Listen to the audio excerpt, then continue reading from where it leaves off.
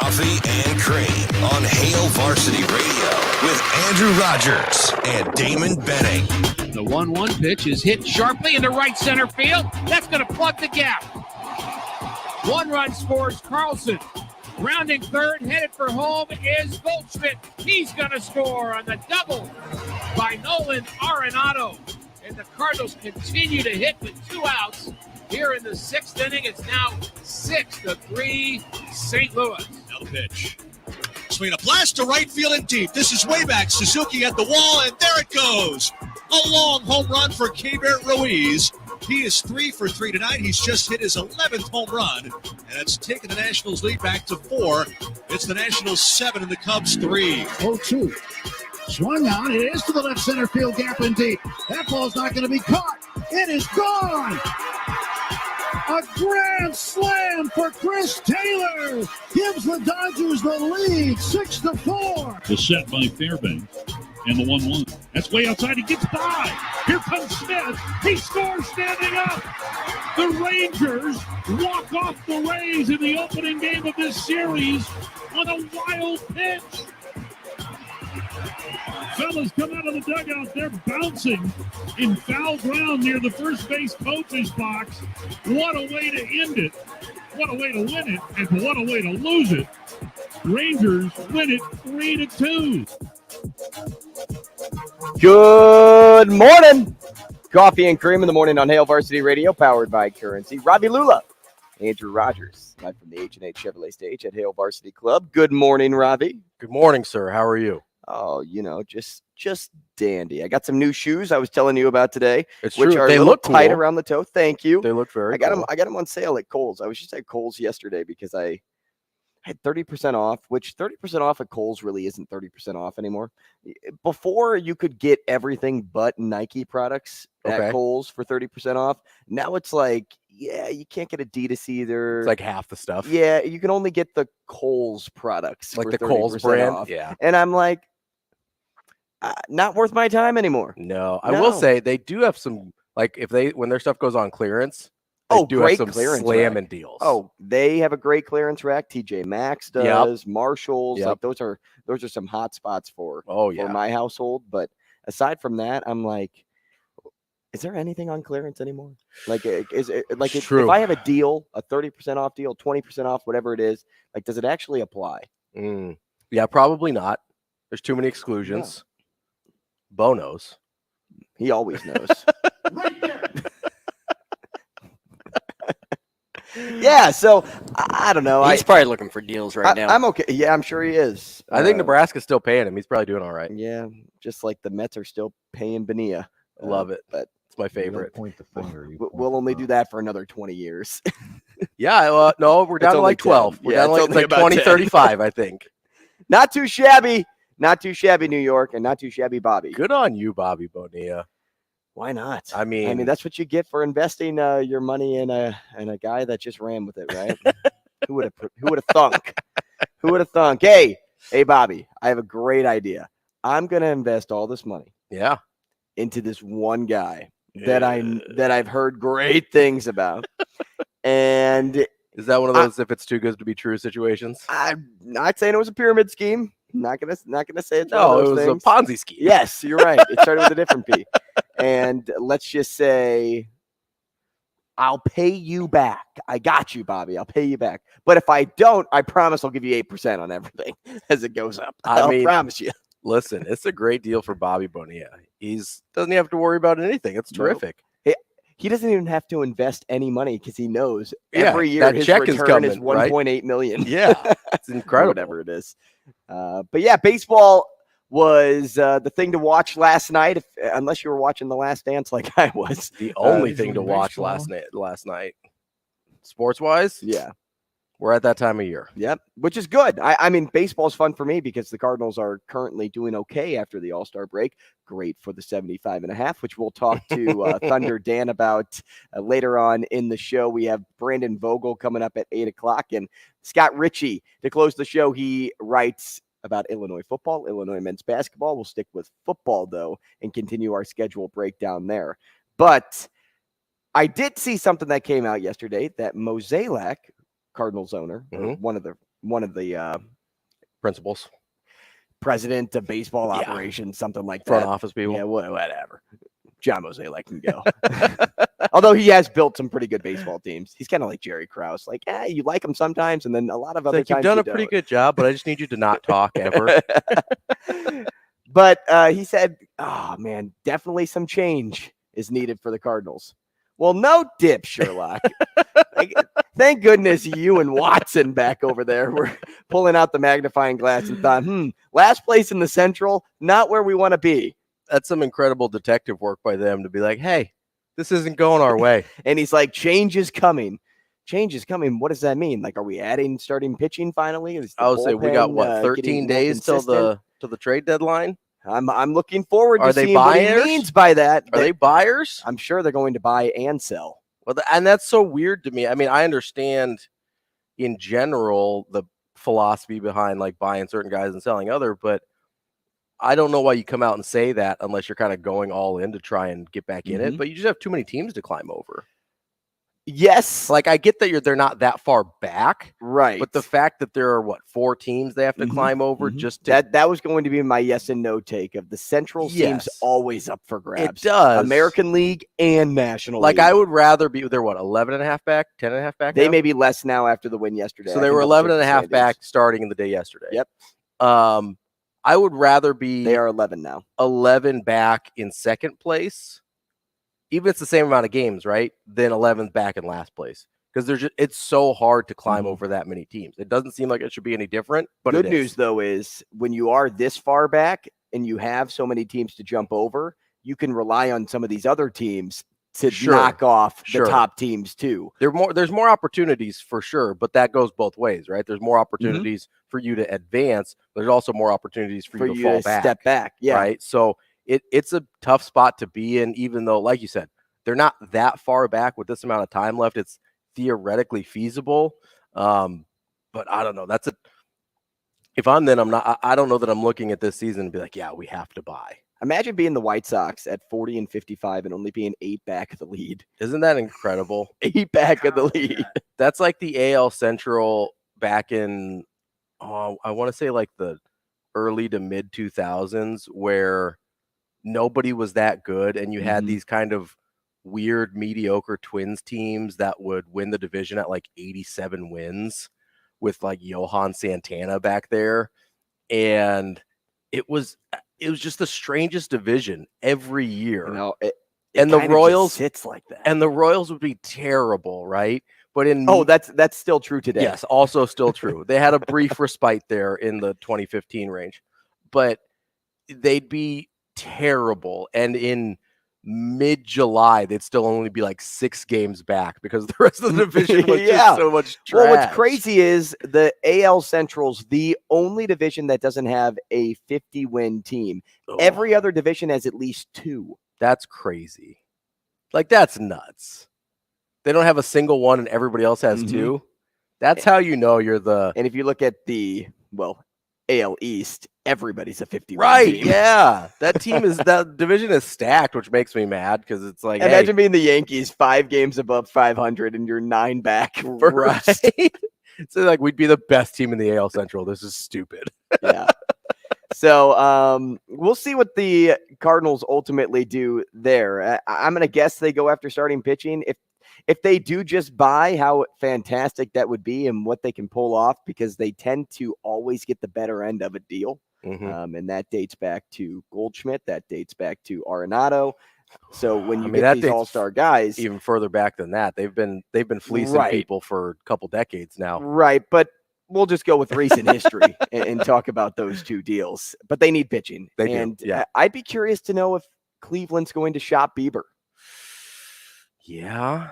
Because they could get a big return for him. Yeah, absolutely. He's not too old to where if I'm the Cardinals, I would be okay with giving up a Goldschmidt in a deal to get a Bieber. He should be like 29, maybe. I was gonna say 30. 28. He's not as old as people think. He's been around for a while. 28. He's been good for a while. So that's why we think he's been around for a while. He seems older because somebody told me the other day that Jimmy Butler's only 33. And I would have guessed him at like 36. He feels like he's been around forever, right? Yeah. But Yeah, Bieber's been good. I mean, he was good immediately, right?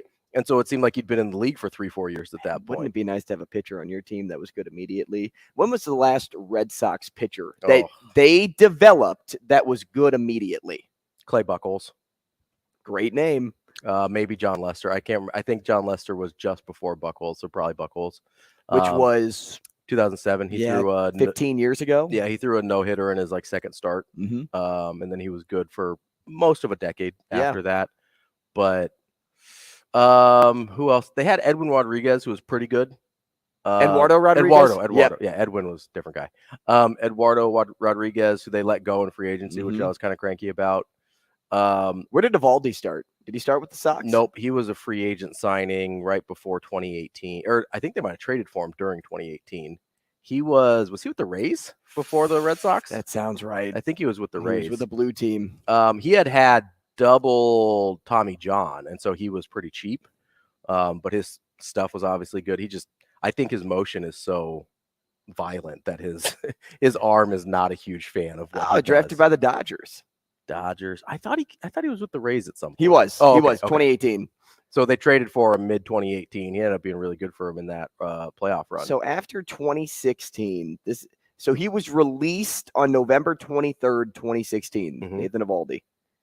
He signed with the Rays 2 months later. So crazy, because when you see a guy get released, normally he gets picked up. But that was quickly. An injury thing. I think people weren't sure about his status. Expected to miss the 2017 season. Yes. So he was signed 1 year, $2 million with the Rays.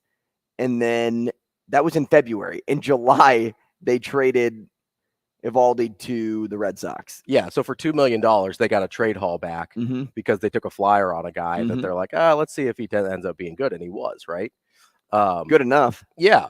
And then he ended up getting paid by the Red Sox pretty handsomely. Oh, yeah, because he won 20? Oh, no, I'm thinking of Porcello. Oh, yeah. No, yeah, he got overpaid as well. But that's because he won 28 games.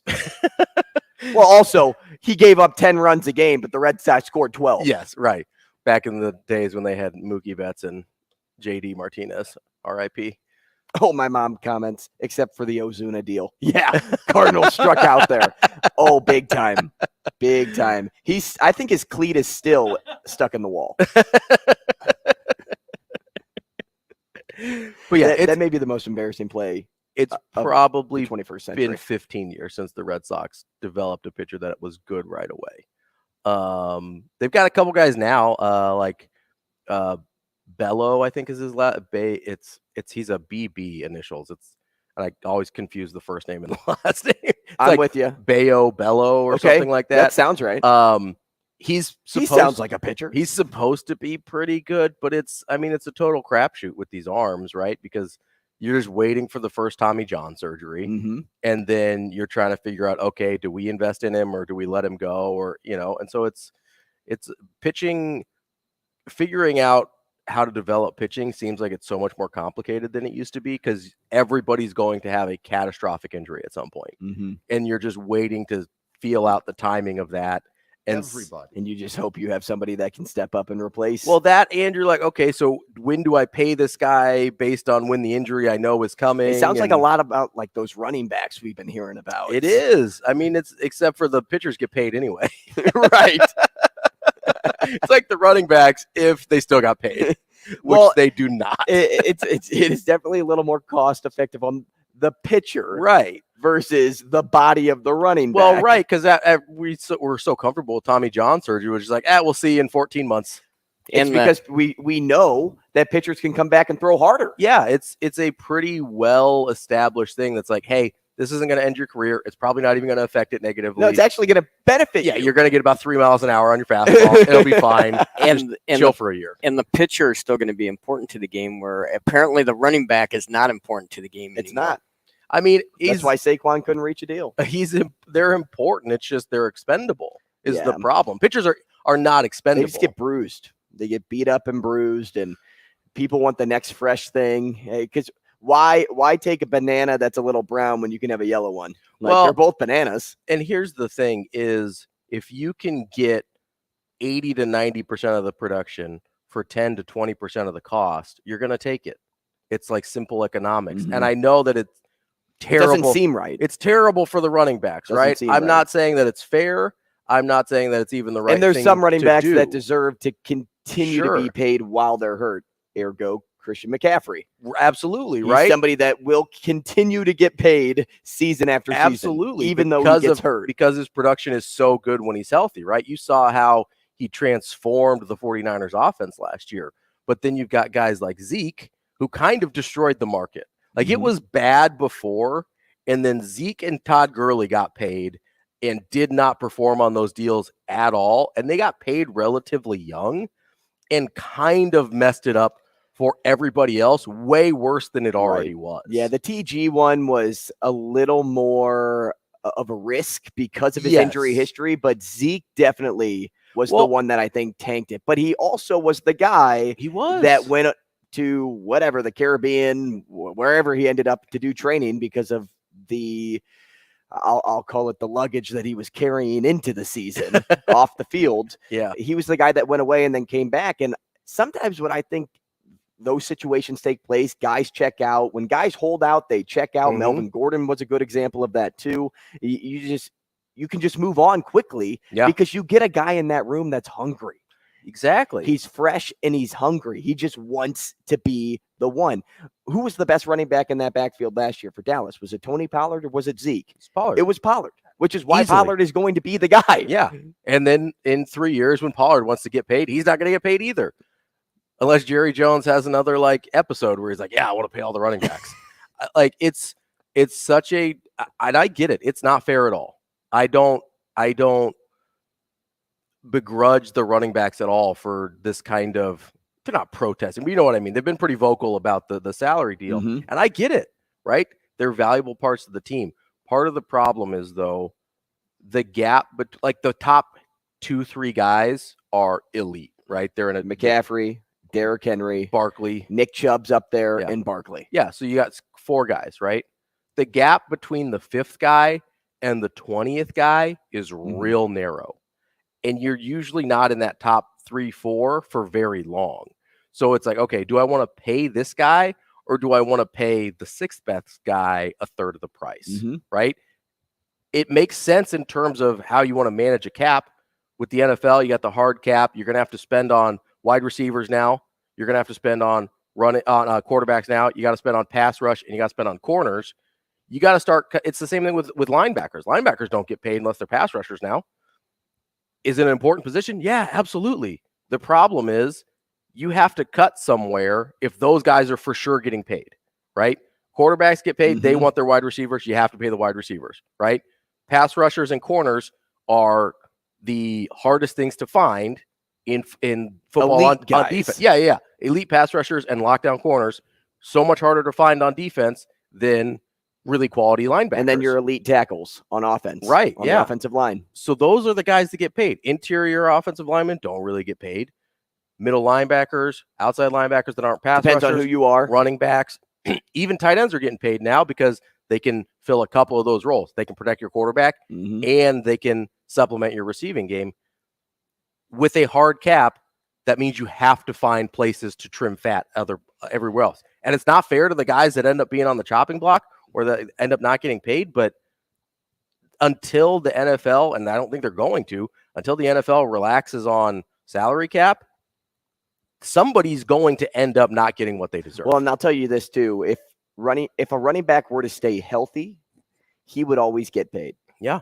Like if you were on the field consistently, but it's almost impossible. Like Derrick Henry is on the field consistently. I know I'm talking about an elite running back here, but say he's not Derrick Henry. Say the running back for this example is, who's a guy that's, I was going to say Javonte Williams, but he hasn't been around long enough. Let's say, gosh, everybody's so young now. That's because they just keep recycling them. It seems like there's a new running back every year at most teams. Let's say you're David Montgomery's level of game. Okay.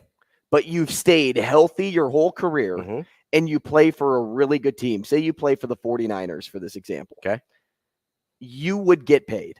Like if Elijah Mitchell stayed healthy throughout his entire career, didn't get hurt, like I bet he would have gotten paid you'd get paid. Because they probably wouldn't have made the trade for McCaffrey because Mitchell was he was productive, and successful in that backfield. But that's the line you have to hit. You have to stay healthy, and you can't. No, you just can't. For what's required of the position, it's almost impossible to consistently stay healthy. If you can get, like, I'm going into this year thinking if they can have McCaffrey healthy for the right 12 games, please, because he's in my dynasty league, I'm thrilled, right? As long as it's the playoff is part of it, and then whatever crucial games they need him in the regular season. Just be healthy for the right 12. And that's barely 50%. If we're talking about 49ers going to the Super Bowl, which is obviously their goal from where they were last year, that's 17 games plus 3 at the minimum, maybe 4. Right. That's 20 or 21 games. I'm asking him to be healthy for 12 of those, which means that's what, 55, 60%?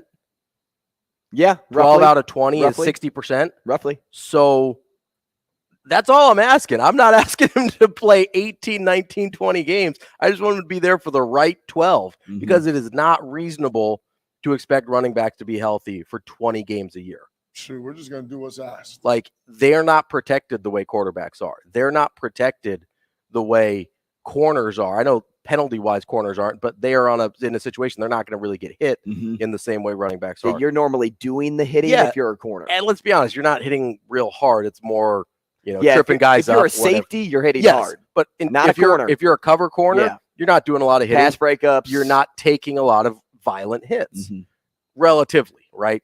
Every hit in the NFL is violent. I get it. Yeah, unless you pick one off and then here comes. Right. But for the most part, you're pretty well protected by the nature of your position. Wide receivers are incredibly well protected now by their rules.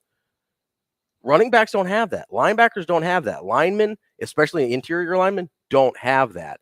It is not reasonable to expect those guys to stay healthy for 20, 21 games a year. It's just not. And if you can't do that, like you said, you're not getting paid because availability is the best thing they can bring to the table at this point. So you don't have to sign 4 Where guys. have I heard that? Availability is the best ability. That sounds like a DB-ism. No, it sounds like something I've heard up in Lincoln, maybe from the head coach. We'll continue. Well, what's the difference? Our schedule breakdown. Nice.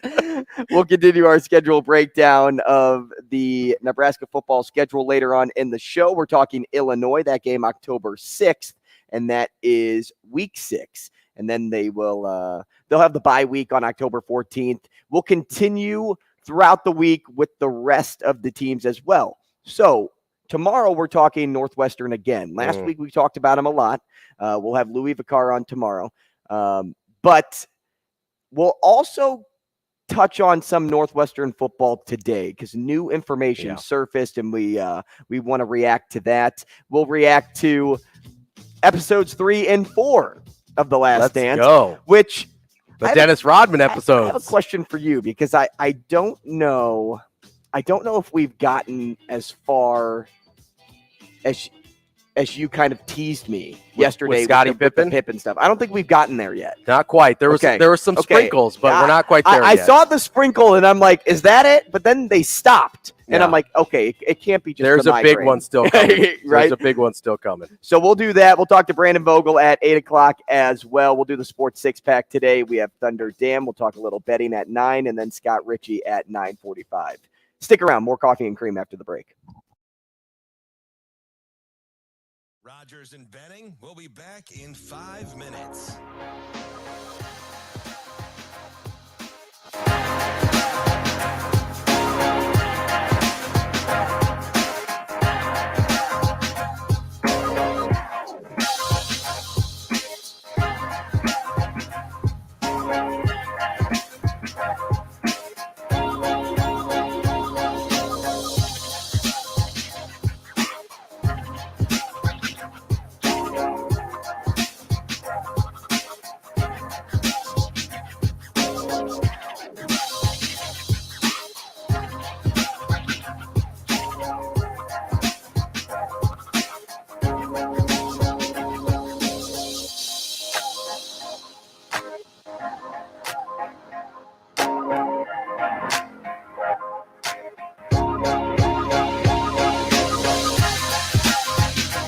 Rogers and Benning will be back in 4 minutes.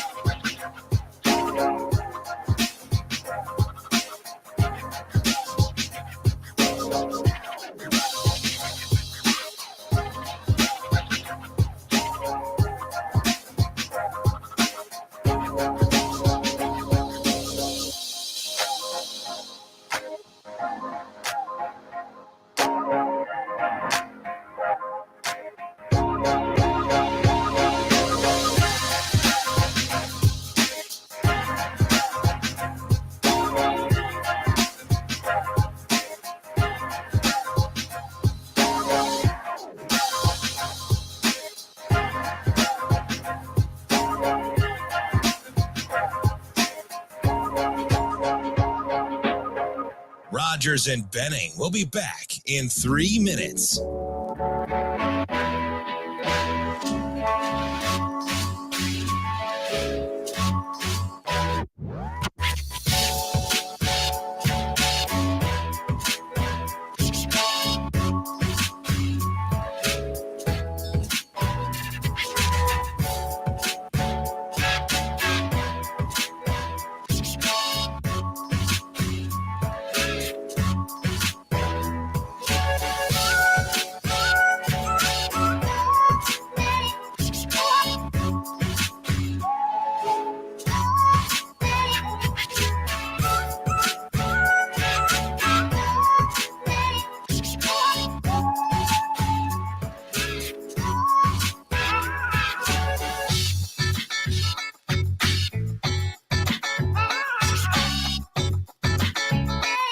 Rogers and Benning will be back in 2 minutes.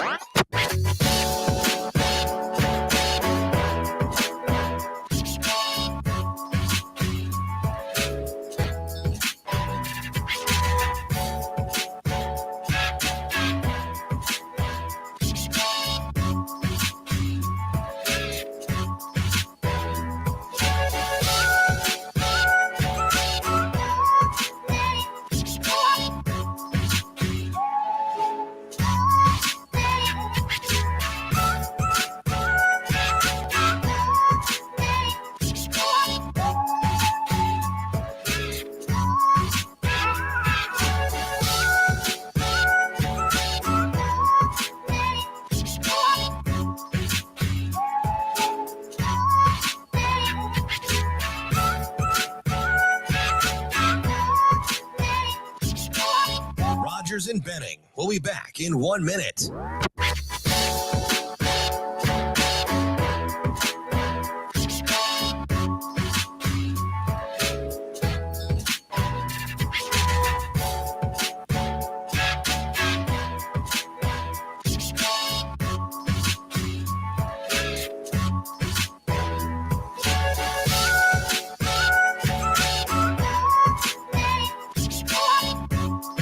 Rogers and Benning will be back in 30 seconds.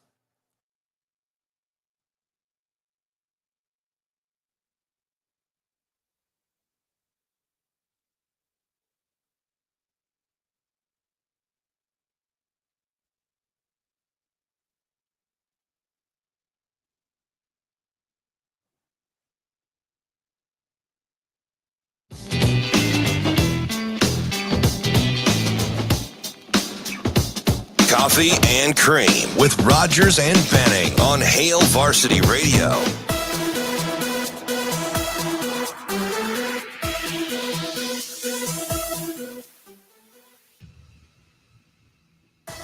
Welcome back. Coffee and Cream in the morning on Hail Varsity Radio, powered by Currency. Ravi, Lulla, Andrew Rogers, 590 ESPN Radio in Omaha, live on Twitter, live on YouTube, the Hail Varsity Radio and Hurrdat Sports YouTube pages. If you miss anything from today's show, make sure to go back and listen to the podcast at Spotify, Apple, Google, Amazon. And then, well, I'm like thinking about, can you listen to it on Amazon? I don't know. I don't know. I'm not sure. I was going to apologize if podcast did not get up yesterday promptly. I know we had a message on Twitter that had that was asking about the podcast, and we definitely checked up on that, and hopefully those ended up getting up so you guys could listen back. But if not, we'll make sure of it today. The phone line, 888-638-4876. If you'd like to get involved, you can send us a comment via YouTube, and we'll see it there. We'll get to those on today's show as well. Thomas in the opening hour said if you keep talking about those Twins teams, you'll accidentally summon BC. Well, he'll be on the show tomorrow, so maybe the Eagle call is out for Brian Christopherson. No, I spent a lot of time yesterday. Well, okay, I took a break from Last Dance. I watched episode 3. Okay. It was the Dennis. I feel like I had to after the Rodman episode. I felt drunk after watching that episode. Well, then there was more Rodman in 4. Yeah, I know. I couldn't believe it. Well, they teased me because it's like, all right, we're going to take a break. And he's going to go AWOL for 48 hours. And then it turned out to be maybe 48 months.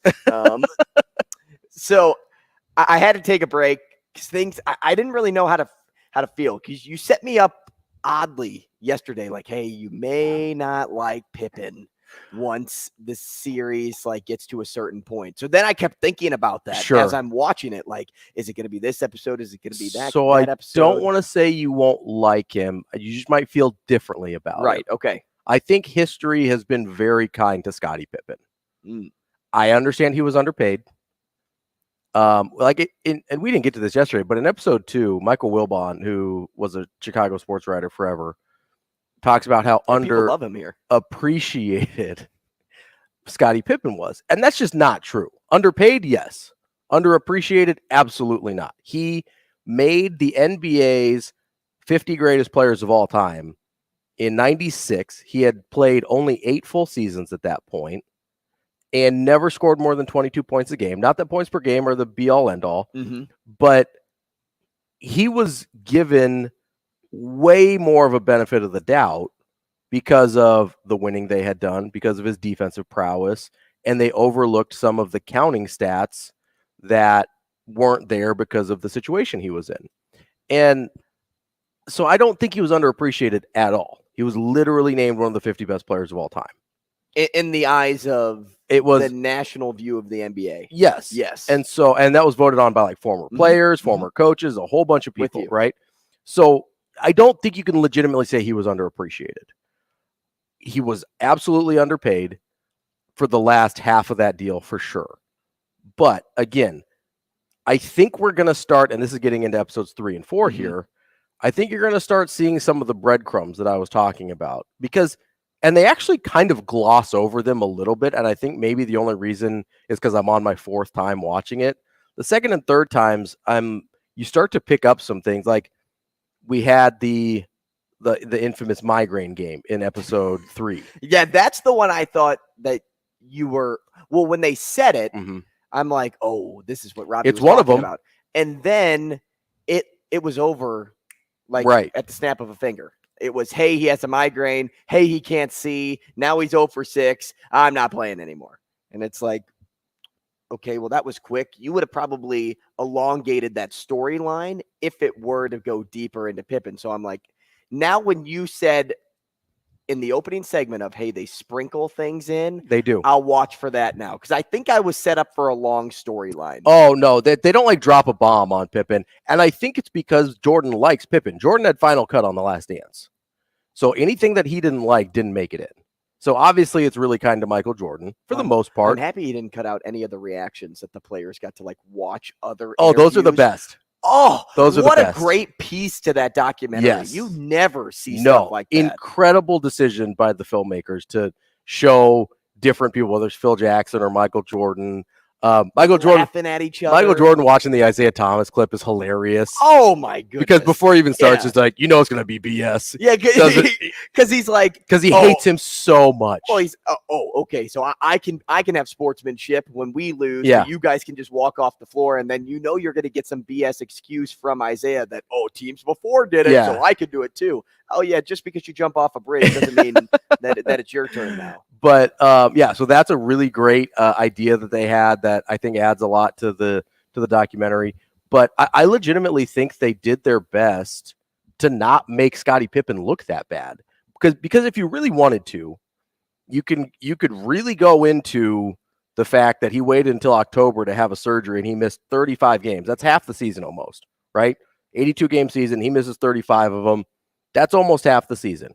And then before he comes back, he demands a trade and said he's never playing for the Bulls again. Mm-hmm. We caught that in episode 4, I think, which they kind of gloss over. Right. And the fact they're like, oh, he's back now. It's like, yeah, after demanding a trade and saying he will never shoot up for the Bulls again. Right.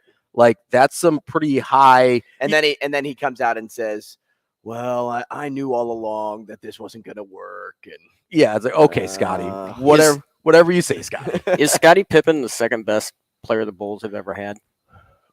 Ooh, that's tough because there's some teams he could play for that he might have been the best player if he'd been on that. I'd say yes in those franchises that he could have been the best player of that franchise. For his career, probably. The problem is you've got, like, in a short stint, Derrick Rose won an MVP. Yep. Like, his ceiling was higher than Pippen's ceiling ever was.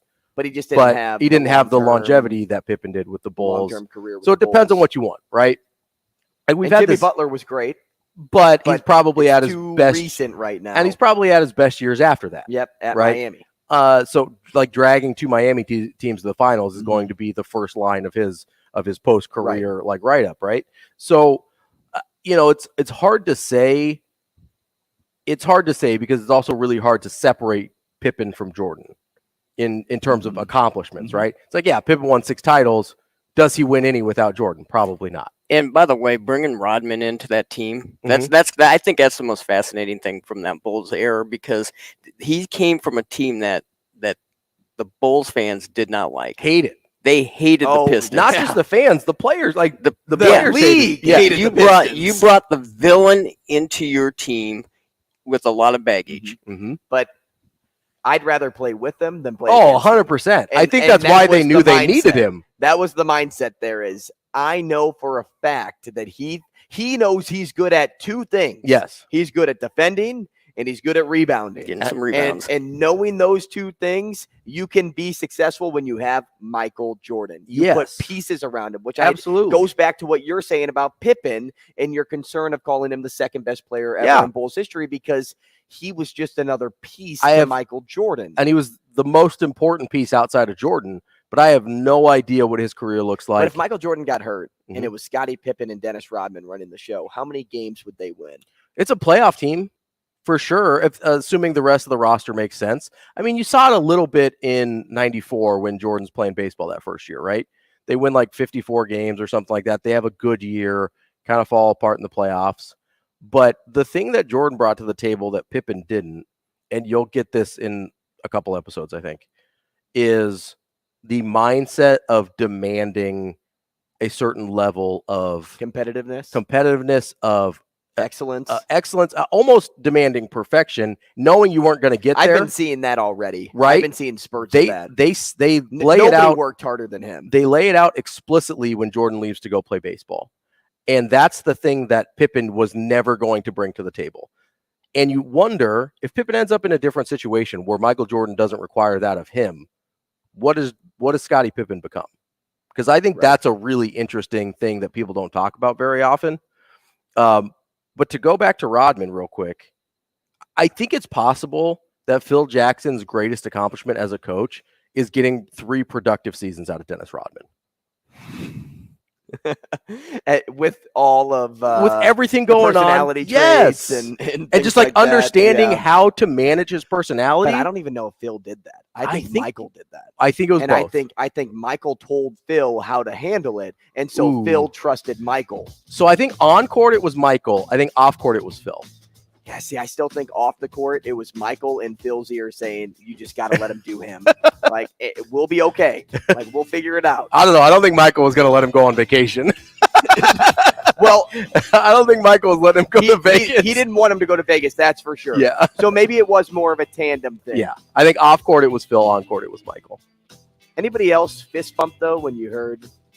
And the Chicago Bulls have won their first NBA title. And I was like, here we go. Here we go. And then, of course, I didn't want to stop because the tease to the whole show was Jerry comes out with the news mid-season about Phil Jackson. Oof. Let's talk Northwestern next. Rogers and Benning will be back in 4 minutes.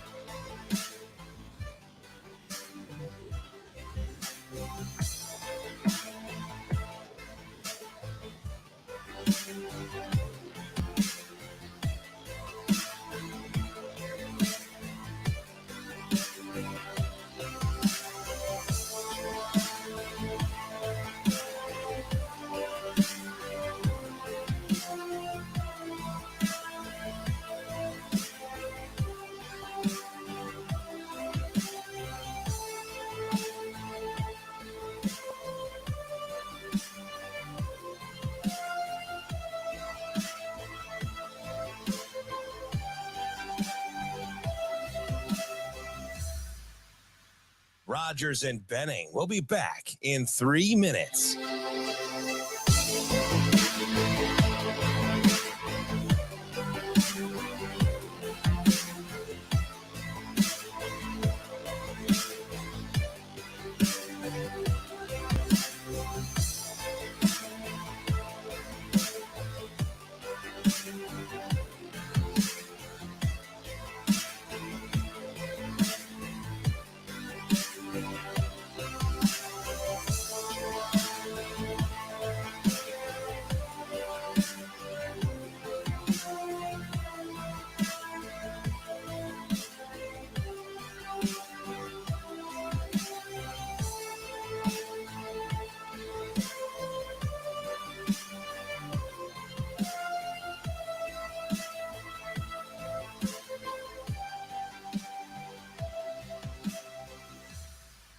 Rogers and Benning will be back in 2 minutes.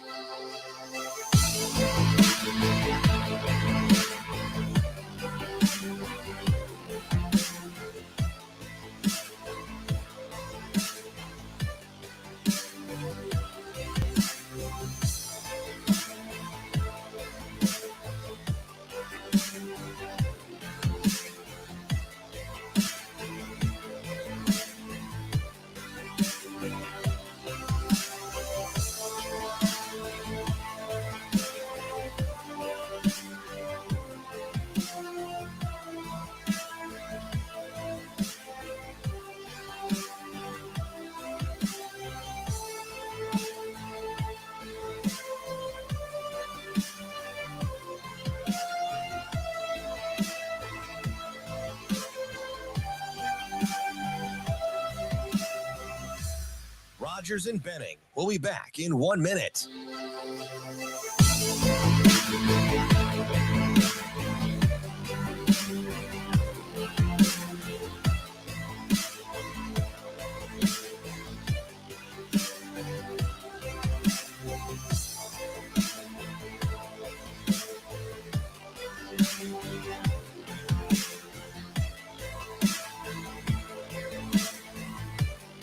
Rogers and Benning will be back in 30 seconds.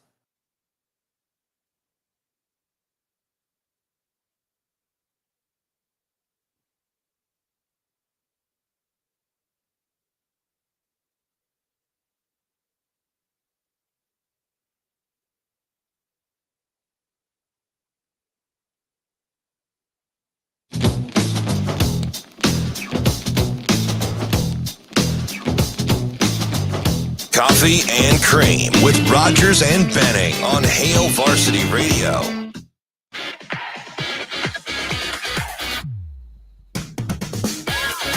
Welcome back, Coffee and Cream. Ravi, Lulla, Andrew Rogers, 590 ESPN Radio, live on Twitter, live on YouTube. Happy to have you with us. The phone line, 888-638-4876. The socials, Hail Varsity Radio and Hurrdat Sports YouTube pages. You can get involved there. We change gears. We'll talk a little Big Ten action now, but we'll stick with one team, and then we'll follow up maybe with some questions for Brandon Vogel, and we'll get into Nebraska football with him as well at 8 o'clock. But news came out surrounding the Northwestern football team again. So for one, they lost their top commit from the 2023 class. That's from, No Surprise Alley. Mm-hmm. But the big news coming from Adam Rittenberg yesterday, when he tweeted out, 8 former Northwestern players have retained noted civil rights attorney Ben Crump and Chicago law firm Levin and Porcanti for a lawsuit against the university for physical, sexual, and emotional abuse related to the hazing incidents that took place in the program. Now, as I read further on, I don't know if it was Crump or Levin that had said this, but it was not a case about Coach Fitzgerald. Like that's what he said. This is not a case about Coach Fitzgerald. This is a case about Northwestern as an institution. Yeah. And I think that's a key point to this whole thing. It's not just about one. We're not going after one man. Yeah. Because this one man was a part of something bigger. Mm-hmm. Well, we saw it with the baseball team, right? Like this is not localized to the football team. Mm-hmm. But this is a case about Northwestern, and and everybody at Northwestern not doing their due diligence in this moment. Now, as I read some further things, because as you know, as DB knows, as the listeners know, I ask a lot of questions. Like I am Mr. He calls me Doubting Thomas, which is oddly enough my middle name.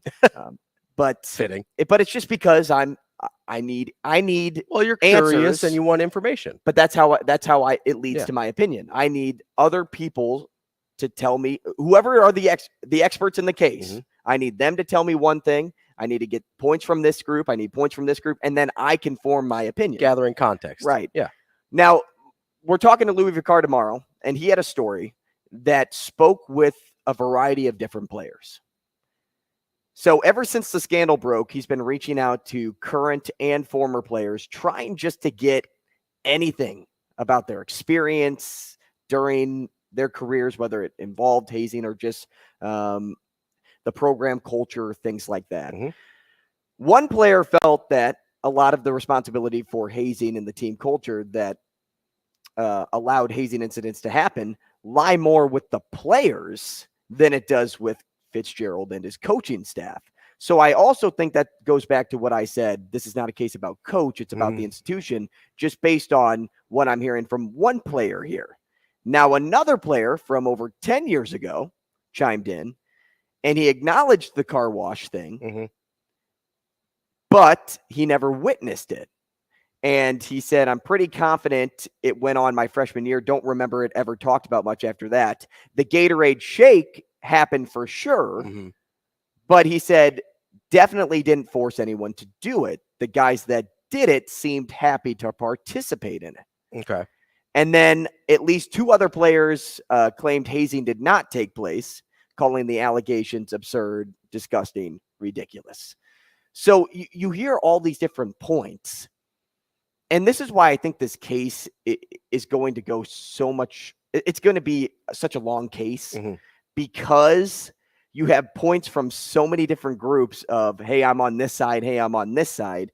And it comes down to, okay, who do you ultimately trust? And how much does it take for one side, which I'm going to say the side throwing the accusations out there, how many people have to step up, whether it's a certain number, to beat out the other group? Because if there's 100 people that say it didn't take place and only 12 that said it did, is that enough? Because a lot of times it is enough. Well, you just need 1, 2, or 3 people to say it did for it to happen.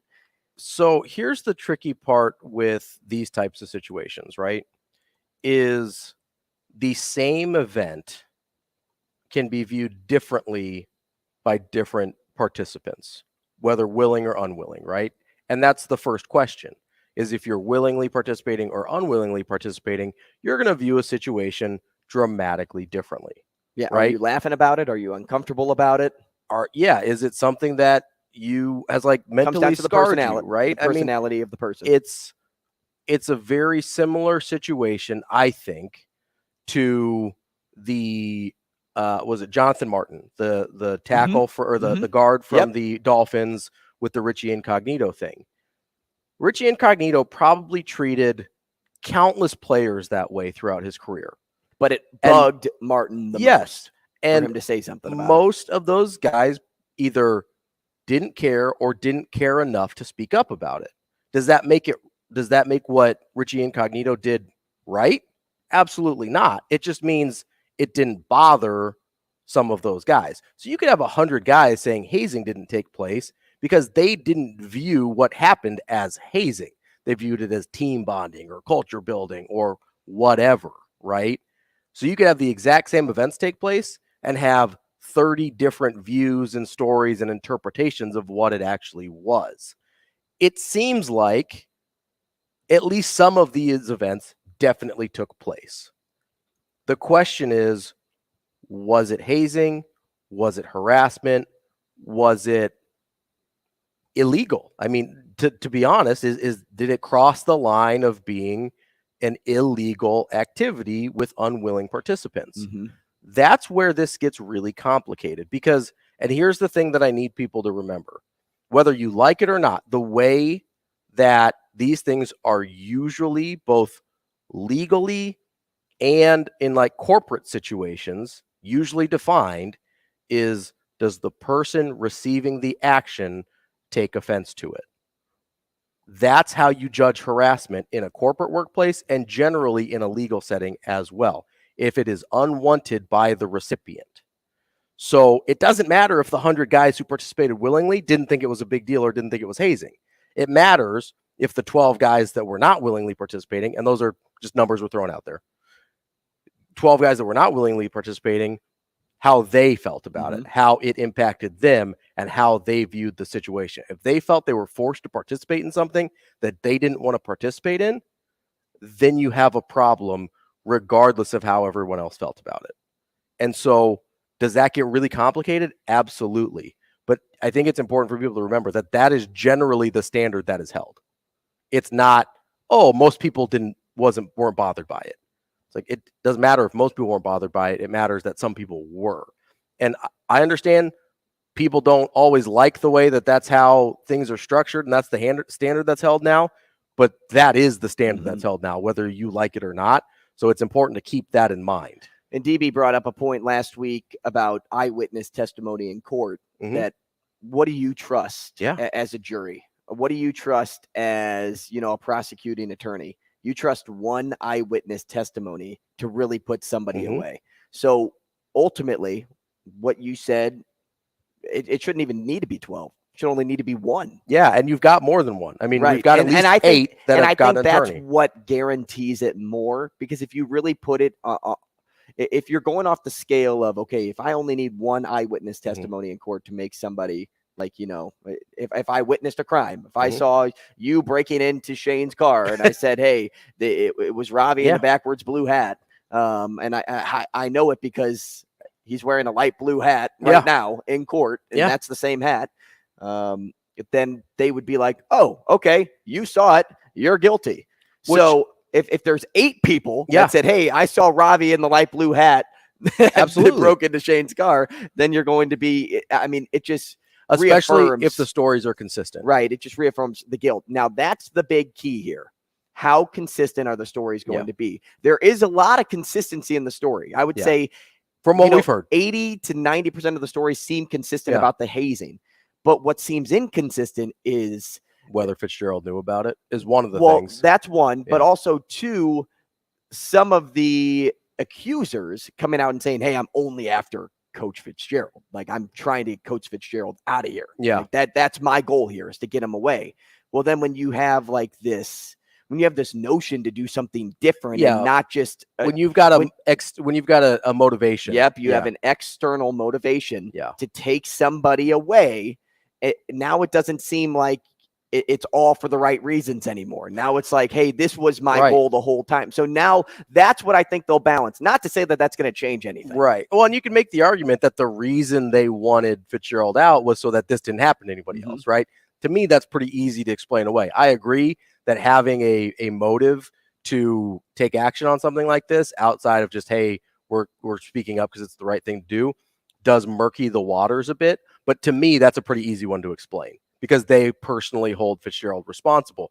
Now, whether and like we said, the Ben Crump, the players that have retained him are going after the university in general, not just Pat Fitzgerald, or not specifically Pat Fitzgerald. But it's pretty easy to draw the line of, hey, we hold this guy responsible for the things that happened to us. The interesting thing to me, and maybe it's not even that interesting, is the people that think it's reasonable that this could have been going on for 10 years, it seems like, if not longer, would think that Pat Fitzgerald was unaware of it. Maybe he didn't endorse it, but thinking he was unaware of it is ludicrous to me. Yeah. Like, it may not have been a team-sanctioned thing. It's what I said last week. It could be something as simple as, I don't want to know about it. I don't, like, you're walking through. I'm not looking. I don't want to know about it. But that means you know about it. But I mean, the extent of it, maybe you could maybe assume not, because you didn't see it. So, like, that's what I think really took place. I still think I just don't want to know about it. Don't talk to me. I'm not going to listen. Which is the wrong And I still think it's too generous. Seat to sit in. Yeah. If you are the head coach of a football Absolutely. program, because you should be standing by your players no matter what. Brandon Vogel up next. Rogers and Benning will be back in 4 minutes.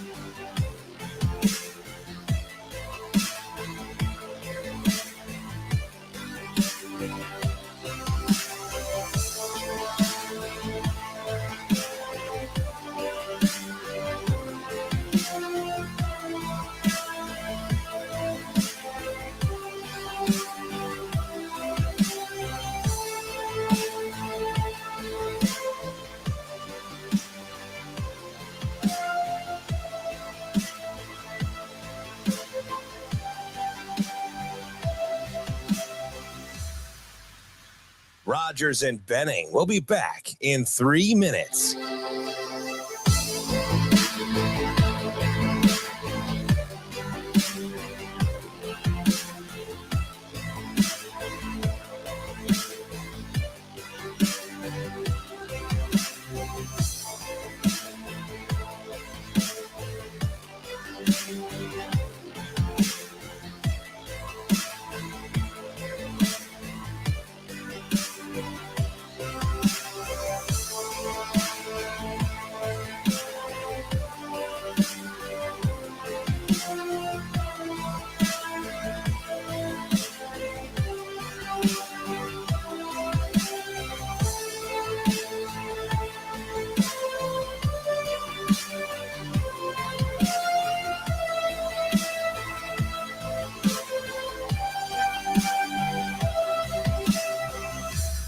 Rogers and Benning will be back in 2 minutes.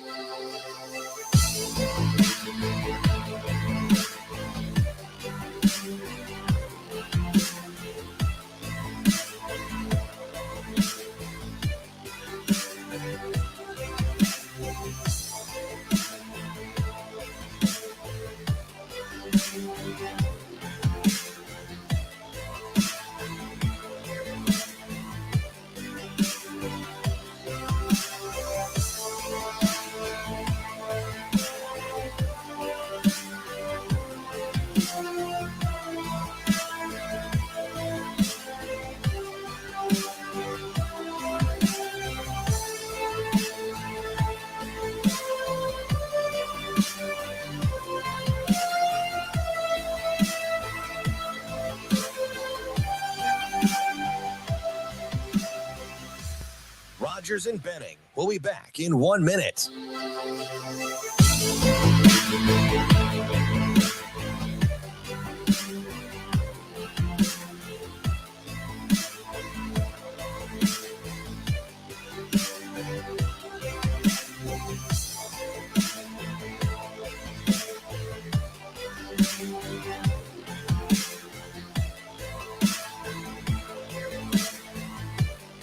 Rogers and Benning will be back in 30 seconds.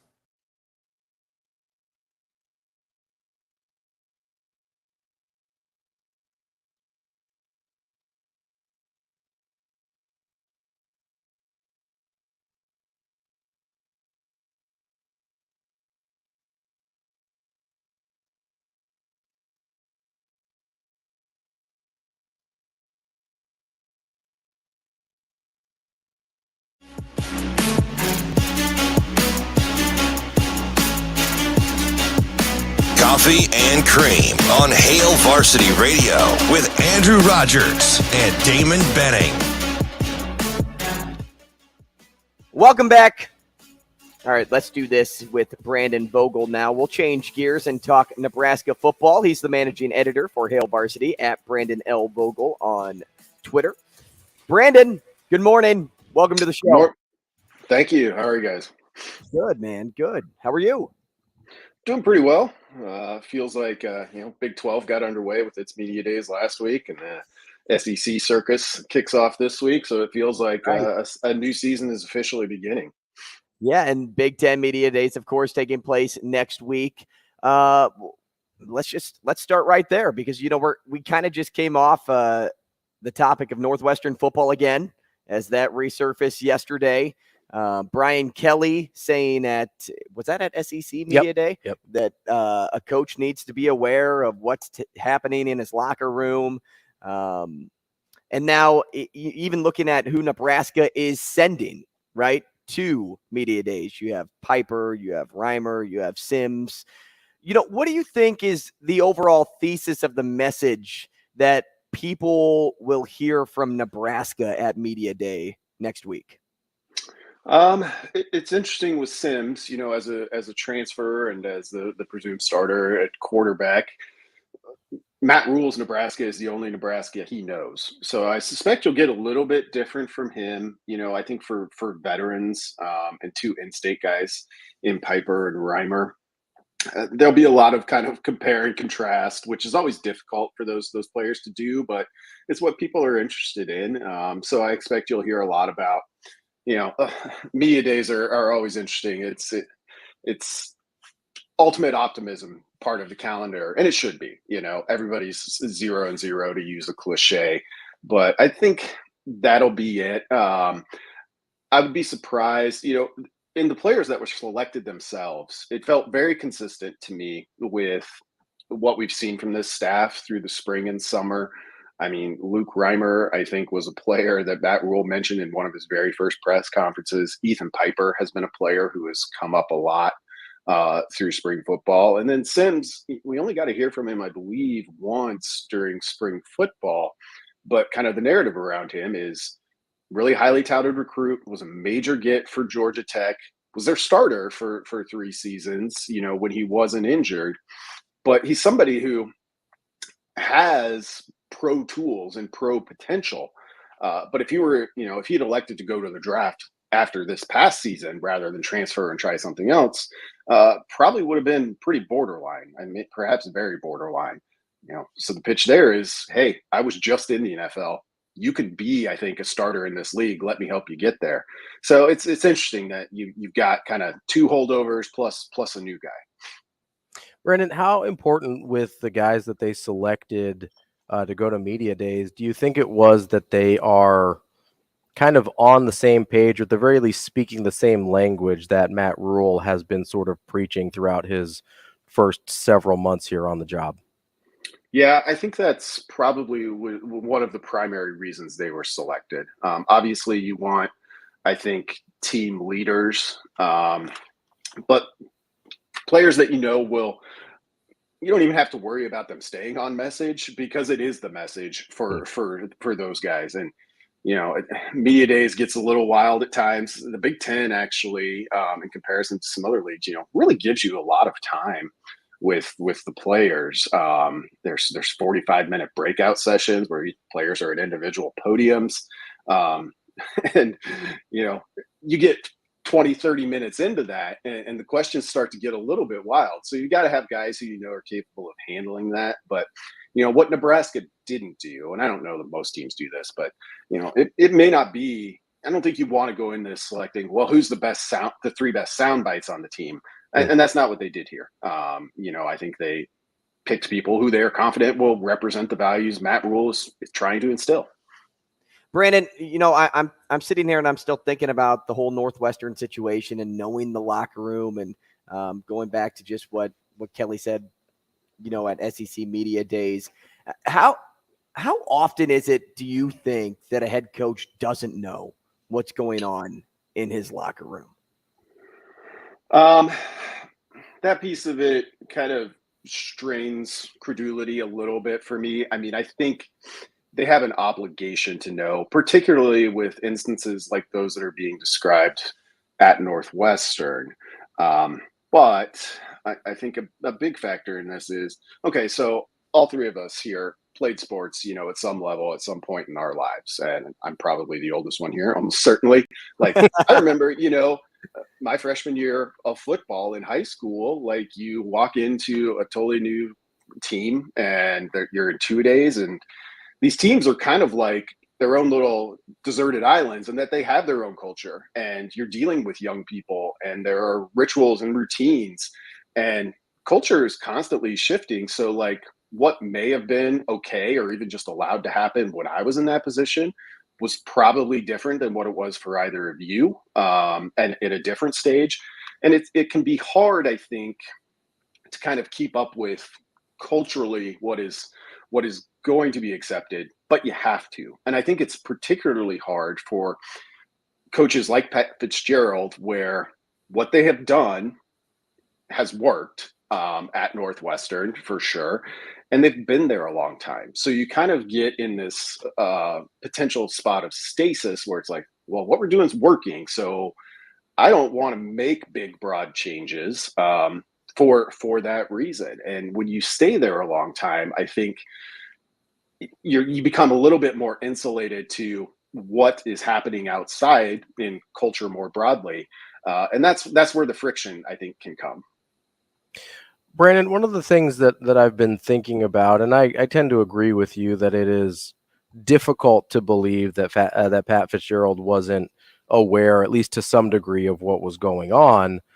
But I guess if we give him the benefit of the doubt and say, okay, he's telling us the truth here and didn't know, I guess to what degree do we hold him responsible in that sense of being either blissfully unaware or borderline negligent in not having a better grasp of what's going on in his locker room? Yeah, I think there definitely would need to be some ramifications for that, because I also look at that as borderline negligent. Mm-hmm. And when we go back to this, like, that was kind of the initial report, right? Like the first thing that came out was and it wasn't like they hired kind of a law firm off of an ambulance chasing law firm. Like, this was a serious law firm that does this.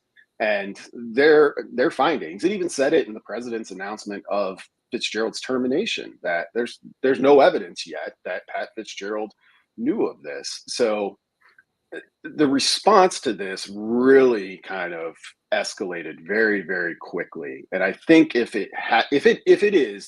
all it's there about Fitzgerald's knowledge or involvement in this is what the facts that have been presented so far, that's probably not, in my opinion, for him or anybody else that was in a similar situation, maybe isn't a fireable offense. I would be willing, and I think this is kind of just my general setting, like, okay, this has come to light now, we know about it, everybody knows about it, let's give him an opportunity to rectify some things. But it's tough. I mean, it's a judgment call that somebody has to make, and Northwestern's president did. And I don't know if they wish they would have taken a little bit more time with it, but it seems like that's where things are headed.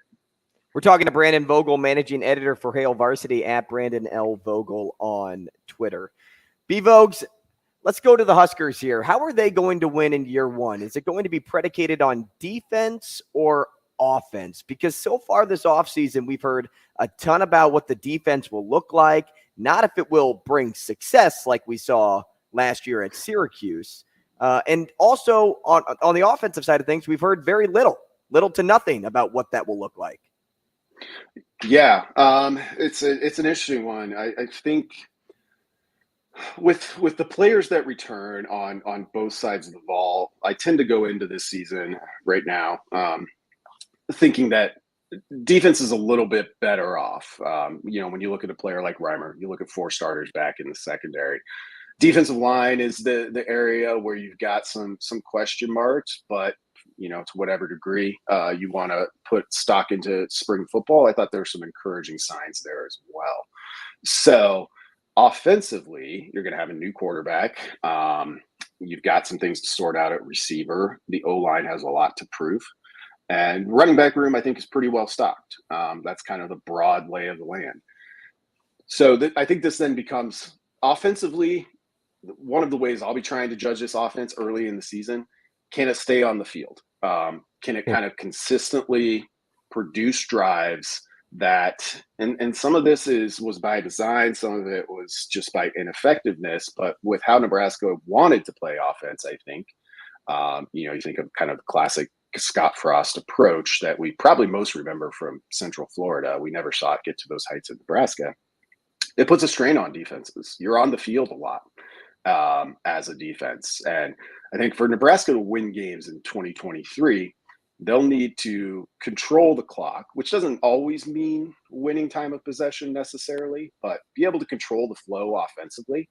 And then let a defense that at Syracuse, at least under Tony White, was very active and produced a good number of havoc plays, kind of exploit the fact that it's not going to be asked to be on the field for 34, 35 minutes almost every Saturday. I think that's the simplest path.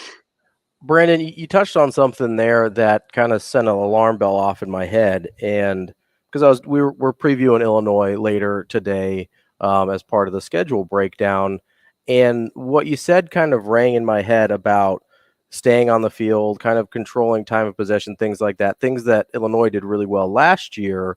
And then I remember, okay, we've got a rule change this year where the clock doesn't stop on first downs anymore until after we're in the last 2 minutes of a half. Is that something that you could see Nebraska maybe trying to use to their advantage in the way that they kind of structure how they play out games to, let's say the offensive line doesn't get where they want it to be and the receivers never really emerge the way they would need to kind of put things in a more manageable position for them? Is that something you could see this year?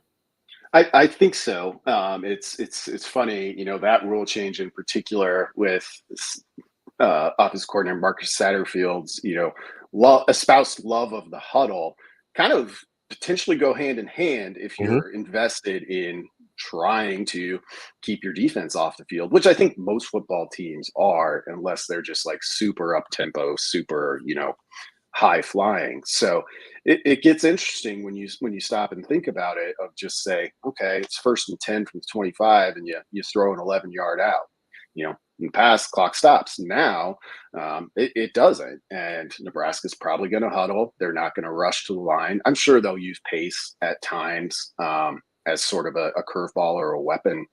But it does help those teams, and it makes the Big Ten super interesting because there are so many teams. It kind of becomes, unless you're Ohio State, I mean, we've seen Michigan win the conference the past 2 years with a very, very straightforward, like, be good on the lines, run the football, play defense approach.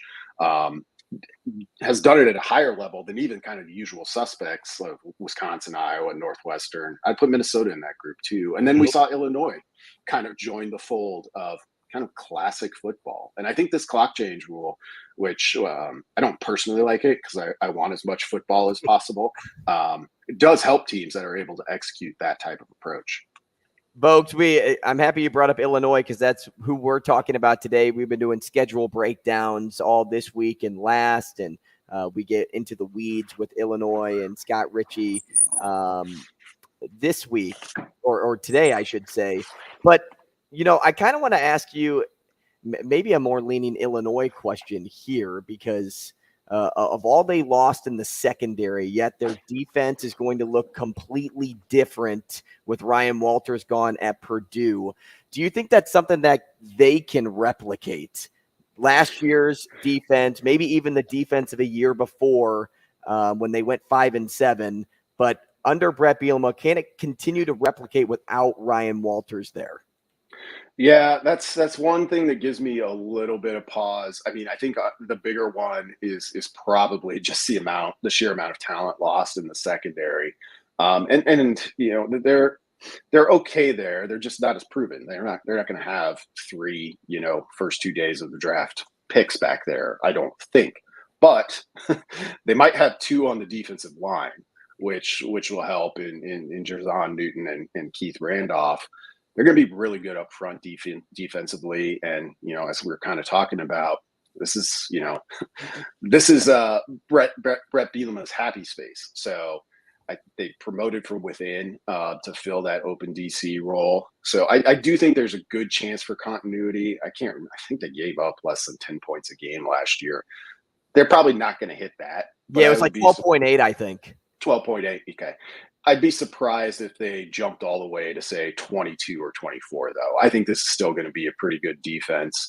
And then, in terms of what they're able to put up offensively, obviously have a big hole at running back.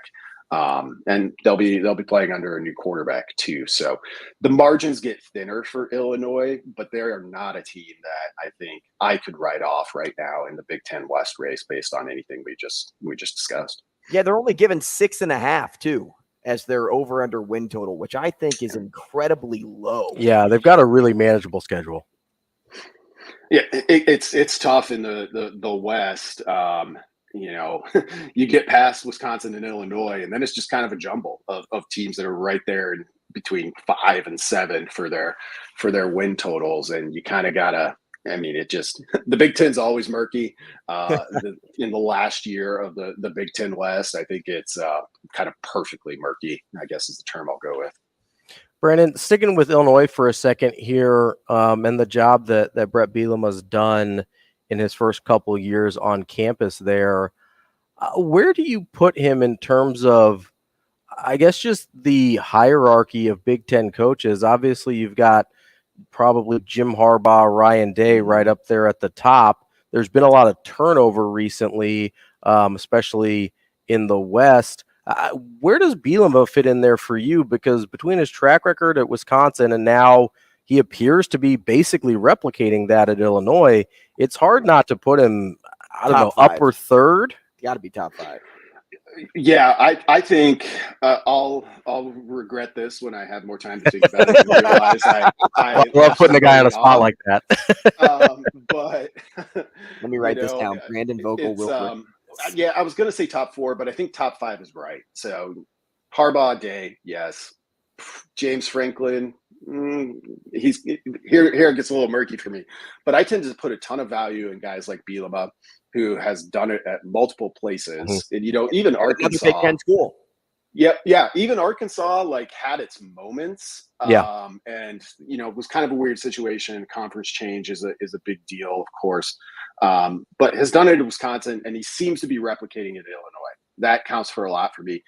Kirk Ferentz doing it over the length of time. So I think that would probably be my top 5. And you could convince me of any jockeying basically below Harbaugh and Day between Franklin, Ferentz, and Bielema at this point. Vogues, if you could flock to a position coach that you think has done the best job since he's arrived in Lincoln, who would that be and why? We heard mine on the Husker Radio Network last night. The one I flocked to immediately off the top of my head is Garrett McGuire. I think he's been super impressive. And it seems that, the camaraderie that he's built with a group of players that is pretty interesting. When you look at Marcus Washington's probably your most proven option. You're bringing back 2 guys who used to be on the team, which could be, difficult to navigate. They've got a bunch of incoming freshmen. And then he's done really, really well, I feel, on the recruiting trail. That's been really, really impressive to me. Ed Foley kind of comes to mind too. He was a little bit of the star of the winter just with how much he's out there. But until we see, a little bit of special teams and what that actually looks like on the field, I'm gonna go with McGuire. Brandon, I think I'm a Terrence Knighton guy. Am I crazy? Yeah. No, I don't think so. That one gets really interesting too when you look at some of those young guys, and they're going to have to play just for depth. But in the spring game, they looked ready to play, which is incredibly impressive because that's a hard position. Maybe second only to offensive line, I think, for a true freshman or even redshirt freshman to be ready to go and log major stats just because, most of those guys coming out of high school aren't physically where they will be when they're sophomores, juniors, and seniors. So it's been that's a good call. I think that's pretty. He's done a good job. Yeah, again, it's Evan Cooper for me. Just his ability to recruit and the way he pulls aside people at camps. It's pretty encouraging that we have 3 different answers though, and all of them seem like good answers, right? Point. It's a great point. Indeed, I would agree. It's been it'll be interesting to see if Matt Rule's speaking at Texas high school football coaches convention or social event today. I'll be interested to see some of the comments from that. He had a fairly famous speech at that similar event while he was at Baylor. And, Nebraska has quite a bit of attention on it down there at the moment. Vogel, you've seen a lot of recruiting classes come and go at Nebraska over your time covering the team. What would you say is a good success rate out of the 24 hard commits in the 2024 class? I think broadly, and, I've looked at this over really since 2011. I kind of used the start of the Big Ten era as a cutoff point. Like, Nebraska has historically lost about 40 to 45% of its signing classes. So you just kind of start there. Average? Is that pretty average? It's hard to tell. It's hard to tell because it's tough to compile that much data for that many different schools, which is endlessly frustrating to me. I've often thought about during the summer, do I want to log all the hours to satisfy my own curiosity? And I haven't yet. But I think it's elevated because Nebraska has to recruit so nationally that I think some of it's just inherent to how they have to do things. I wrote about this a long time ago, but it was the highest in the Big Ten West at the time that I looked at it. Not drastically so, but it was the highest. And so I always start from there of like, okay, you have 24 guys, 11 of them probably aren't going to finish their career here. And that might be a good basic marker for this is that, we get 3-4 years down the road, are there only 8 players who may be left for reasons that were beyond either declaring early for the draft or exhausting their eligibility? Particularly with a kind of, it's not Rule's first class, but it's the first class he's been able to, take from start to finish. Those classes become really, really important in what happens over the next 4 or 5 years. And I think if you go back and look, if you can hold those classes together, it's a pretty big boost and a pretty good sign of where the program is at those 4 or 5 years down the road. So I would start there with maybe let's get that attrition rate lower. And then if you do that, I think it's almost inevitable that either people are sticking around even if they're not playing because they really like the culture, or they're becoming contributors, which is, of course, the easiest way to reduce that attrition rate. Brandon Vogel, we appreciate your time this morning, man. Thanks so much. Right. Always enjoy it. Have a great week. You too, guys. Thanks. That's B-Vogues at Brandon L. Vogel on Twitter. He's the managing editor for Hail Varsity. And you can get your Hail Varsity magazine or subscription, I should say, by using the promo code AR or DB when you sign up. You'll get some money off, and you'll get a team of great writers, Brandon Vogel included, that puts out pieces, the Husker content you're fiending for every day. And you can check that out, hailvarsity.com, or you can get the magazine. And you can sign up even at the restaurant at Hail Varsity Club. There's magazines on every table. You can even take the free copy home. So we appreciate Brandon Vogel. When we come back, let's do the Sports Six Pack. All right. Shane's beers are on ice. Let's go. He'll crack them open next. Rogers and Benning will be back in 5 minutes.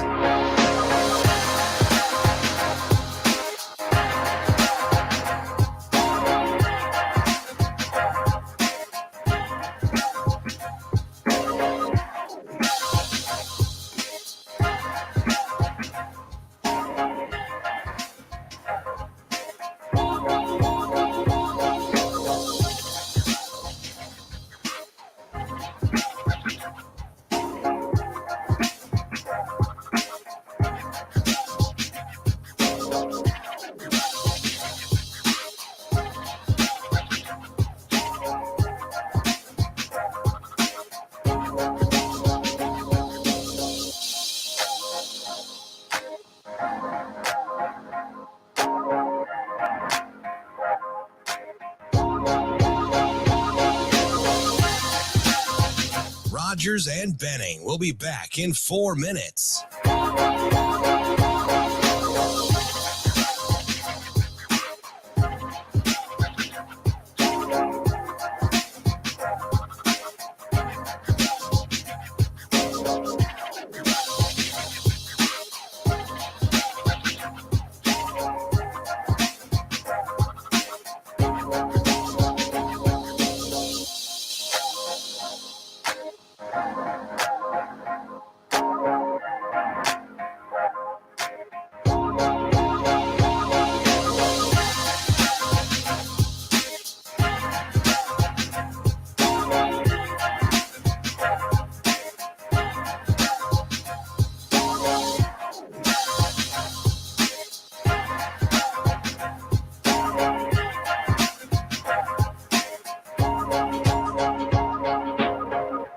Rogers and Benning will be back in 3 minutes.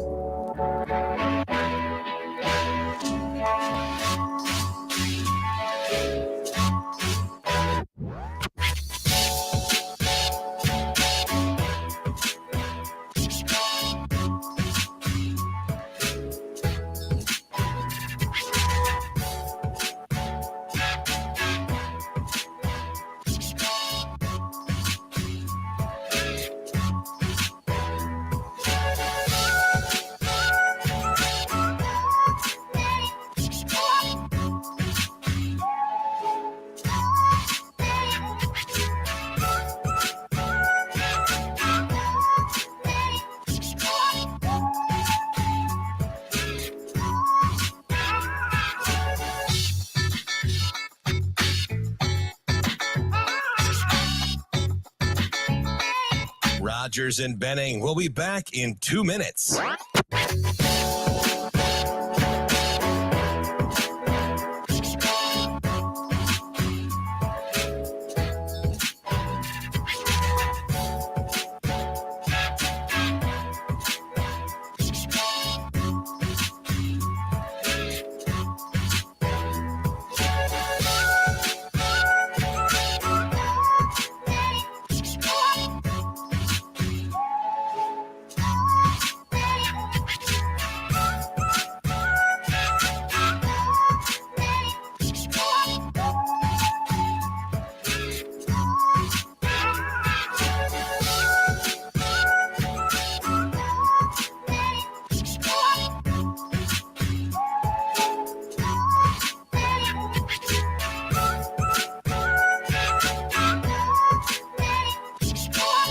Rogers and Benning will be back in 1 minute.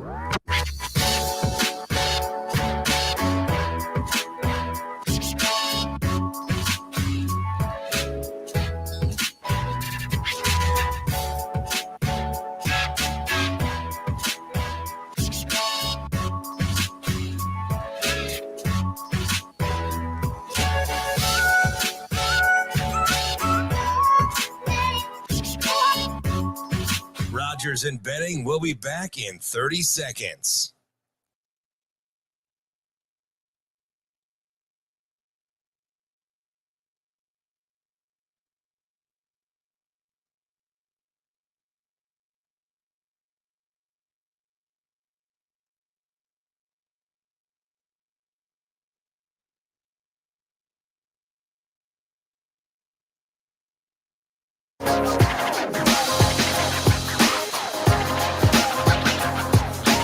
Coffee and Cream with Rogers and Benning on Hail Varsity Radio. Time now for the Sports Six-Pack on Coffee and Cream with Andrew Rogers and Damon Benning. Presented by Zipline Brewing Company, makers of Dear Old Nebraska Brew, the official beer of Nebraska alumni. Now, all that is 100% true. But today, I'm talking about Acres Ale. Okay. And the reason for it is because when I got the six-pack, well, we actually got 12 of them as a group up here. And I brought 4 of them home. I sent a couple home with my dad and my brother. Okay. Because, well, I sent them each one. Sure. And they ended up trying it, ended up loving it. Okay. And you know why? Because it's just like the light beer from your hometown. So whether that's, hey, I'm from Milwaukee and I'm drinking Miller, whether I'm from Colorado, I'm drinking Coors, whether I'm from St. Louis, I'm drinking Bud, it matches up. It's neck and neck with the light beer that you grew up on. It's kind of a beer to get drunk on. I'm not going to lie. Responsibly. Right. So if you're looking to have a good time and you want to put some back, and when I say some, I mean a lot, Acres Ale will do the job. It's an easy drinker. I'm telling you, it's a really refreshing beer. Yeah. Shane, Sports Six-Pack presented by Zipline Brewing. Kick us off. I could go for 6 acres right now. Question number 1. Could you run 6 acres? Like, how far is that? Like run it as in like if I was farming it and like, Yeah, say you were just at one or edge of the field. Or you want me to run? He wants you to literally run 6 acres? Not manage 6 acres, run 6 acres. No. How far That's 10 hours. is 6 acres? I typed in 6 acres and it came up the bed and breakfast in Cincinnati, Ohio, and it's 10 hours and 41 minutes away. That's not what I'm talking about with 6 acres. Yeah, I'm not getting a good answer here. So it's 24,281 meters. So what is that? But that's square meters, isn't it? So you could 81. No, square meters is 4,000 meters to miles. Let's see here. That's 15 miles. 6 acres is 15 miles. That Yeah. doesn't seem right. That's what the calculator says. Yeah, And if it's on the internet, it's true. I'm good on that. So there is acres of land in a mile. Multiply the number of square miles by 640 to convert square miles into acres. Well, that doesn't help me. No, I'm looking for just in a mile. Okay, so Who's smarter than me out there? I've got dimensions here. An acre is about the size of a football field. That's what Dylan says. So if it's only 600 yards, that's only you 6. could That's run fine. that. Yeah, Wouldn't it be easier just to go to zip line so you can just get your acres there? Yeah, it would be easier It'd be a and lot tastier. more fun than running 6 football fields. Question number 1. Theo in Omaha, how do you reassess or reassure or settle down a fan that just says, I just hope they're good? How would you get them to turn defeat into a positive with this 23 team without seeing the game yet? Wait, so hold on. Let me make sure I understand the question here. How do I get somebody optimistic about 2023 season? Is that basically it? Yeah, just settle down a fan that says, I just hope they're good. I mean, I don't think they need to be settled down. I think that's a reasonable hope this year, especially Reasonable response. there's to Nebraska football. Well, yeah, for especially the past decade of Nebraska football, and B, just a lot of unknowns going into this season. I'm going into it just if they make a bowl game, I'll be happy. And I think that's a reasonable expectation to go into it. So if somebody says, I just hope they're good, I don't really if they make have a bowl game. They're good. That's what I mean. Yeah. Especially considering where they've been. I mean, if somebody just says, hey, I hope they're good, I don't really have a problem with that. I can understand being down about the team of the past, but I would caution people to go in with the same attitude, the same mindset of years before with the team this year. Because when you have, and I know I'm going to say this, and you don't say when you have a new head coach, because I did that when Scott Frost came in and I thought he was going to, lead us back to greatness. Look, when you have a new head coach, there's a reason to be excited, though. Yeah. And that's kind of what I'm going to rest at. Is new beginnings. Look, you were happy when Scott Frost came in. A lot of people were. He was the best coach on the market. He just didn't pan out. Almost everybody was happy about the new head coach at Nebraska now. Who was also one of the best coaches on the market. Who was arguably, in my opinion, the best coach on the market, because you're coming off of an NFL, an NFL caliber tenure. Yeah. And you're coming back to college where you had a ton of success before and you rebuilt programs before. There's a reason to stay excited about what's to come in 2023. Plus, I also don't think that Nebraska has the hardest football schedule. No, I have a hard look at it. You look at Michigan and you're like, okay. Minnesota is this year as a team. Mm-hmm. Michigan, you're probably not going to pull that one off. No, but you don't have to face Ohio State. You don't have to face Penn State. Mm-hmm. You're the two of the 3 best Big Ten teams you're not seeing this year. If you can avoid 2 of those 3, you're in good shape. You'll see Iowa, of course. You'll see Wisconsin with a new head football coach as well. So who knows if they're going to be as good as the projections say that they'll be. I think Illinois is honestly a tough game. I think Illinois is going to be a tough game. I like Illinois. There's reasons to be excited about this season. You don't look at this schedule as overly daunting. What you need to say, though, is this. Win the non-con games. Yes, have to. Win the non-con games. Yes, absolutely. Go especially the non-Power 5 games. Go into Big Ten play with a winning record. Yes. Whether that's you start off with a W or an L. Yeah. Go into that game against Michigan with a winning Got to be record. 3-1. Absolutely. Question number 2. You have to survive 20 minutes with one of them for $100 million. Would you pick a grizzly bear, a tiger, a hippo, or an alligator? Ooh. Wait, give me those options again. I'm surprised they didn't say shark since that stuff's going on right now. You said a tiger, a hippo, grizzly. Grizzly bear, okay. Tiger, hippo, or alligator. And I have to survive 20 minutes with it? Don't people fight bears? Like, don't they go into cages with bears? I think they usually fight black bears because black bears are a little more chill. Okay. Okay. I would take hippo. Oh, no. No way. Hippos are murder machines. Give me an alligator. I'll have to Gilmore that thing. I think I'm going with the grizzly bear. I don't know. Here's my plan, okay? With grizzly bears, you're supposed to just play dead. So I either play dead and he doesn't bother me for 20 minutes, or I'm dead. But that's my best chance because you're not beating a physical altercation with any of them. Well, I'll tell you this, Ravi. I wrestle alligators in my sleep for a living. So this alligator has no chance. Well, it depends on the size of the alligator, too. There's some of them that are about yay big. Yeah, give me a baby alligator. I think I like my chance. Thrashing around in the bathtub with a baby alligator. Oh, so are we doing like full growns here? Or? Just based on size, though, wouldn't you have a better chance to avoid being captured by the hippo? Dude, hippos run so They're fast. so fast, and they love to murder. Yes, they're so mean. Yeah, the hippo is definitely not what I'm taking. With the grizzly bear and the tiger and an alligator, I mean, their movement and their stealth. I mean, I don't think speed really matters. That damn alligator bit my hand off. They're all four going to be faster than you anyway. I'm wondering if we're overlooking the tiger here. People hang out in cages with tigers all the time. Yeah, the ones that nurtured them growing up. Well, I'm just saying. not one that you, like, maybe spooked in the wild. I'm pretty good with cats. Be like, here, kitty, kitty, kitty. I'd be like, run, kitty, kitty, kitty, run. No, you can't run because then they think it's like, then they think you're prey. Well, no, I meant the cat run. You just got to be run like, away from me. You want to make a little sniff?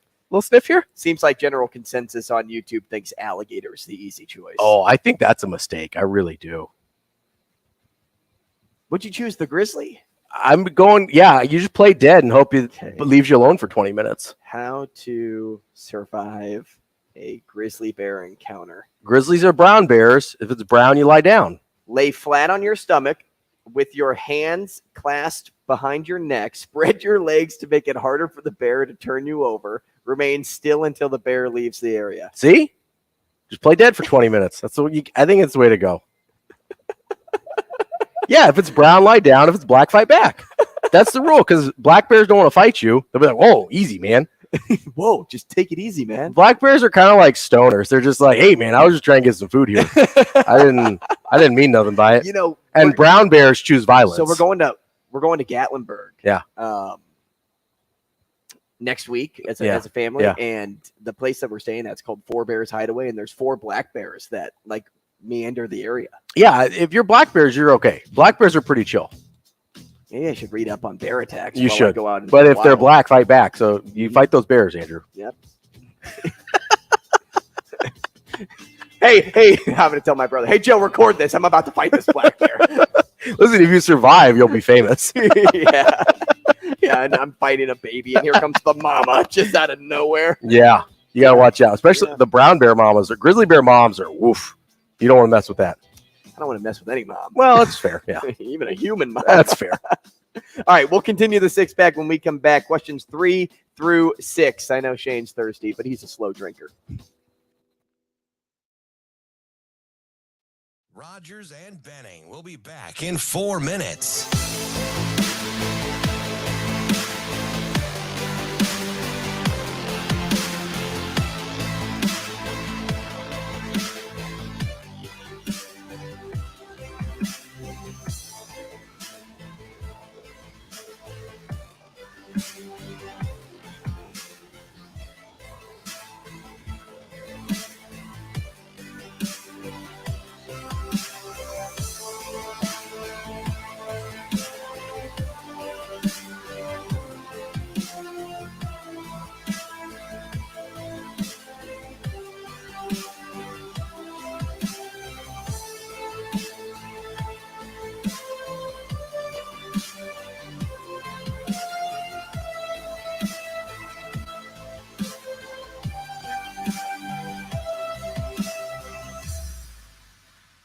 Rogers and Benning will be back in 3 minutes.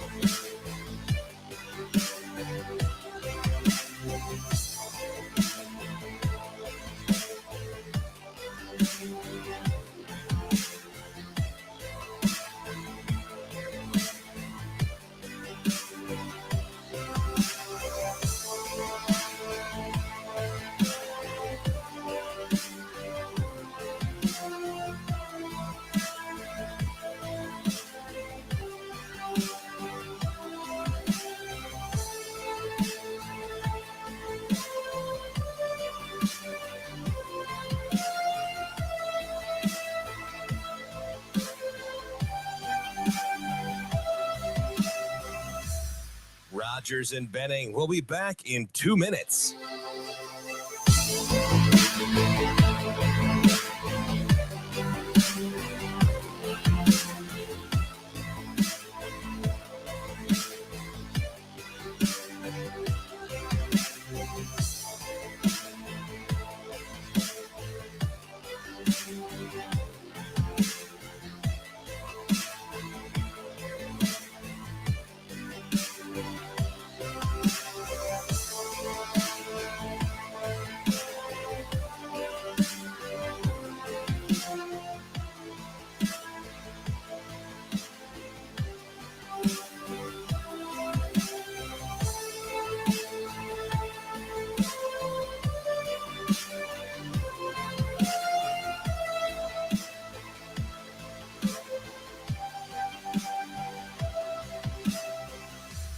Rogers and Benning will be back in 1 minute.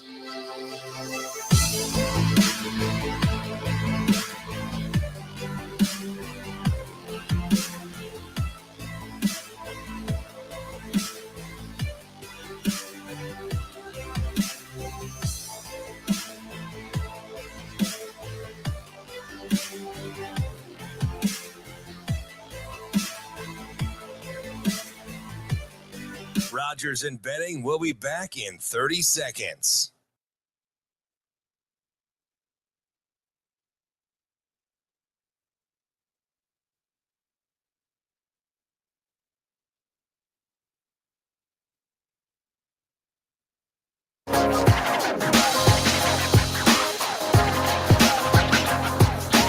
Coffee and Cream with Rogers and Benning on Hail Varsity Radio.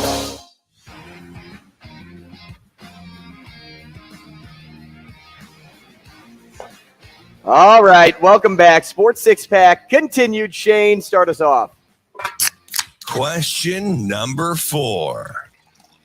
All of a sudden, you blink, you're in the year 2043, but you're only there for 10 minutes, and you get to one Google search. What are you looking for? Stock prices. That's a good one. I would say, like, who won the Super Bowl or who won. Yeah, stock prices. I'd probably do a sport event so I could bet on it. Yeah, I'm doing Take stock. out a loan, make a killing on that, and then I'll text Ravi about what the stock prices are. and then we'll invest together. Yeah, you look up. So I'll make my money off the stock, and then we'll bet it on your Super Bowl. Right. We're going to tag team this thing. Yeah. Hey, we missed 3, Shane. I would do. Oh, well, that was number 4, but I would do previous Super Bowl winners, and it's going to roll up. I mean, you only get one Google search. It's going to roll up like the last 10. Yeah. So from 40, well, yeah, if you just type in, a list of Super Bowl winners. So you're going to get 42 all the way back to 33. So you just got to wait 10 years for you to make your money. Say less. I'll be like, hey guys, watch this. So that gives me 10 years to get us some capital to gamble with on the stock prices. Andrew, Ravi, why are you guys putting $50 million on the Browns to win the Super Bowl? You just wait. We're like Mattress Mac. Don't worry about it. Yeah, exactly. Okay, so what number are we on? We're on 4? We got to go to 3 now. Yeah, we skipped 3, I thought. We're that far behind? Question number 3. Yeah, we did 2 questions. Wow. Brad in Omaha, I still can't believe this. This is the first time Andrew is watching The Last Dance. What would you say has been your favorite episode so far? And Ravi, what, without giving any extra information away, what is your favorite episode? Here, I'll go first. Yeah, so we're 4 episodes in. 4 episodes in. Yeah. I really enjoyed the opening episode about Michael in college. Like that whenever I play video games and you do a My Player and you go back to college, you get to choose your team and then like you get to play with the team. Like I just enjoy seeing like great players, like origin stories. In their college uniforms. Not to say that, hey, watching Scotty Pippen wasn't cool and Dennis Rodman wasn't. Just since the documentary is about Michael, I'd say episode 1. I know it's a cop-out answer, but it's still my favorite so far. I think that's fair. My favorite, it's hard to pick because some of them kind of blur together for me when I'm not watching them like in the moment and taking notes on them. But probably, I think it's the second to last one when they're just about to.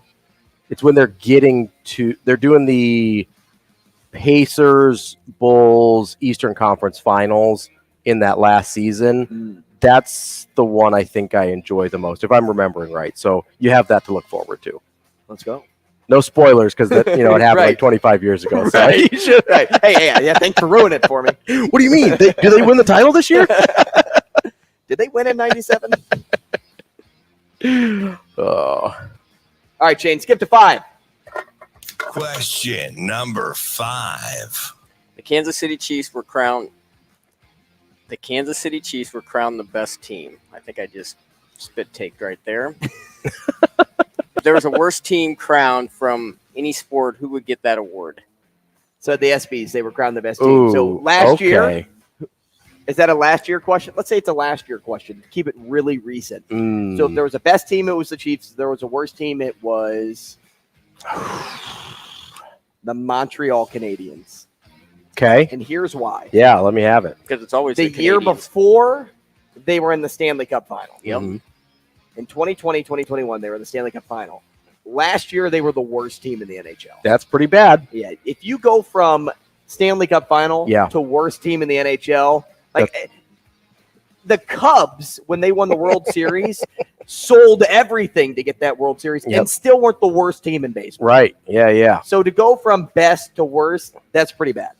Yeah, I probably don't have a better answer than that. It's, I was thinking personally, I didn't love the 2022 Red Sox because they were on the cusp of making the World Series in 2021. Totally fell off the map last year, so that was really frustrating for me personally. I don't have a better answer than Canadians, though. That's pretty brutal. That's a tough way to go. That's a bad look. Imagine the highs and lows of that franchise in 2 years. Oh, man. Question number 6. Seems like $100 million type of day. Would you rather play one blackjack hand for a chance at $100 million or take $1 million right now? Let's find out, Ravi. Okay, let's do it. Would you take $100 million on one blackjack hand? Got a deck of cards handy. You asked me when we walked in, why do you have a deck of cards? Are you going to show me magic tricks? Which actually I can do as well. In a practical sense, I probably take the million because I don't play a ton of blackjack, and $1 million's a lot of money still. All right, you got the deck. For the purposes of this, let's play a hand of blackjack for $100 million. I will be expecting a check before I leave. All right, here we go. Ravi gets a 9. Niner. Now, does the dealer put the first one down? Yes. He burns it? Yeah. He puts it down. Oh, that's a 10 or 20. I'm going to go ahead and stay. Gonna stay on that. All right, dealer. Dealer's got 7, 15. Uh-oh. 22 bucks. $100 million, baby. $100 million. Bring out the briefcases. See, I don't know what I would have done in that moment. I mean, gosh, you're right. The practical thing says, hey, take the million, but to have a chance, all right, deal me in. We're doing another one? All right. Well, I got to see if I would. Well, I thought it was just for me. No. I thought it was special. I thought I got the special opportunity. I'll say I might need those. Can I have all the cards? Well, no, because you don't want to use the same. Oh, we're doing same hand. All right. All right. Or same deck. You're changing the odds for me. I see how it is. A little card counter over here. All right, I'm going to have you split here in just a second. All right. Cut the deck wherever you'd like, sir. Oh, thank you. Okay. Here you go. All right, so first one goes to you. Yep.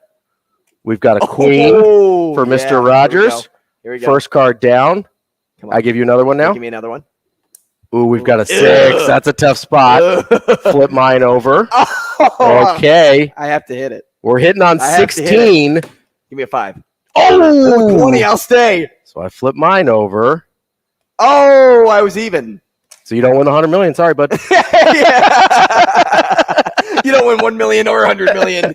Loser. You missed the tie. Oh, there we go. Look at that. So I'm 100 million richer, and Andrew Rogers will be at work tomorrow. I'm still a broke.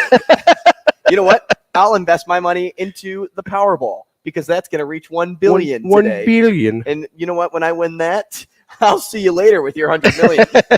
And I gotta wait, and I gotta work until 33, so I can bet on the Super Bowl. Yep. So you start betting on Super Bowls. 2033. Start betting on Super Bowls. See, now I'm just gonna sit here and just shuffle it. I know. I'll keep some cash for my 100 million to help bankroll your betting operation, Shane. Yep. And when I win 1 billion, I'll make sure that the cops know that you're cheating. Prove it.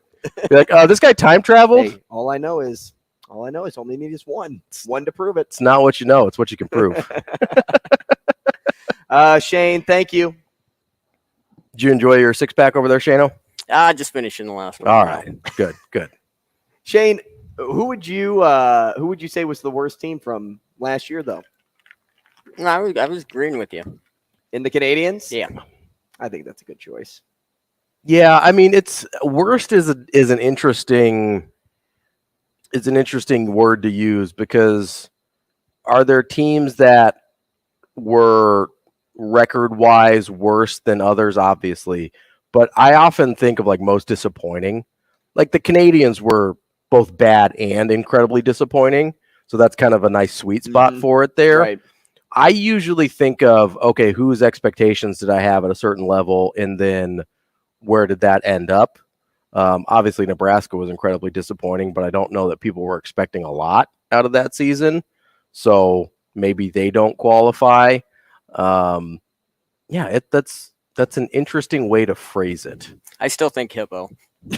You are, here's the thing. Way in the minority. Here's the Hippo. thing. Well, here's the thing. I mean, you're seeing all these things come down the on the YouTube. People are talking about that, but they're putting it in scenarios which is towards your liking. What do you mean, dude? A hippo? I'm talking would kill you on land and water. I'm talking like this guy that says alligator, but put him on the land. Alligators are ornery because they got all them teeth, but no toothbrush. It's medulla oblongata. No, Shane. If you are in water, if you are on land, I mean, you're dying. You are dying from a hippo. You're dying from all three. I mean, or all four, guaranteed. I don't know, Ravi. He may be onto something with grizzly. I think I could just take a nap, and the grizzly would be like, I'm with a lot of people too on gator. The fact that like a gator would just kind of like sit there for a little bit and just watch you. They may watch you for 20 minutes and you're out of the room. That's may not fair. even have to move. The problem is it depends on the size of the room. We were talking about this off air. It depends on the size of the room we're in, and it depends on how ornery the old alligator is. Because I say that jokingly, but some of them sometimes get a wild hair and start like lunging at stuff. If you're in a small room and he starts lunging, you're in trouble. Okay. If you're in a bigger room, you could probably wear them out and get those energy reserves low, as some of our YouTubers were talking about here. True. So I can appreciate that. Size of the room is a pretty big factor here that we didn't account for. Hippo's the worst answer in any scenario, though. Yes. Shane, I love you, but Hippo is fourth on the list. I don't know what 1 through 3 are, but Hippo is fourth. I'm small. I would avoid it. It would just walk over the top of me. That thing would fling you in the air like you were a baton. It would walk over the top of me and probably totally miss me. I would be good. See, where to go? That's why you should have gone grizzly bear. You could just hide from it, lay down. It wouldn't even notice you. You'd be good. Grizzly. I'm still taking gator. Grizzly Adams had a beard. Grizzly Adams did have a beard. We'll take a break. We'll talk a little more sports betting next. Rogers and Benning will be back in 4 minutes.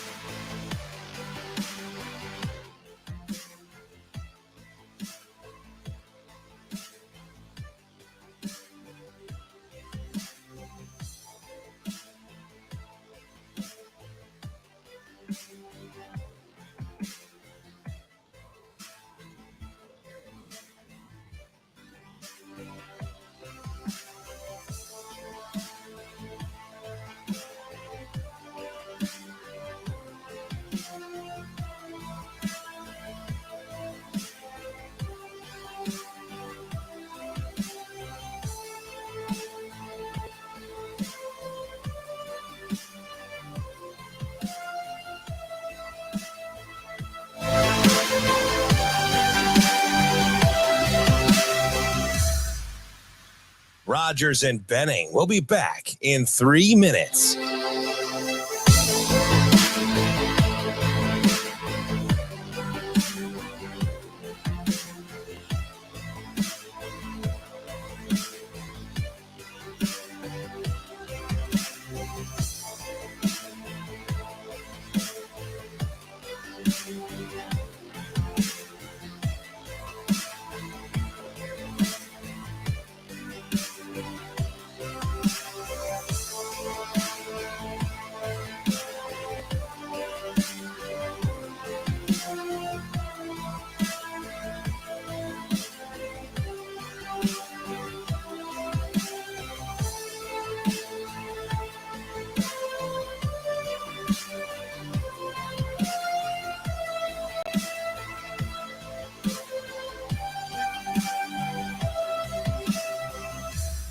Rogers and Benning will be back in 2 minutes.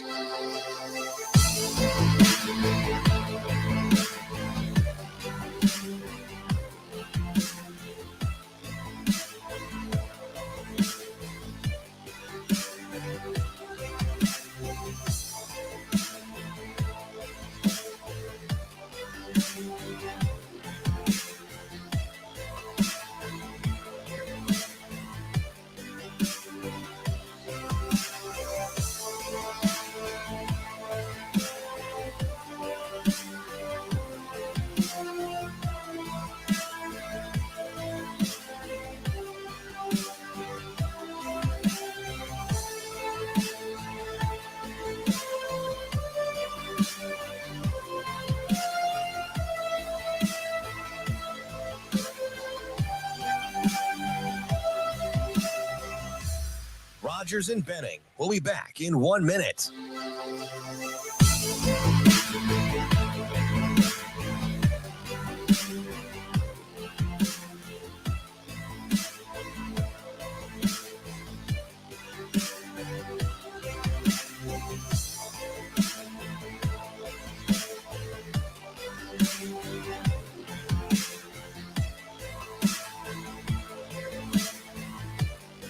Rogers and Benning will be back in 30 seconds.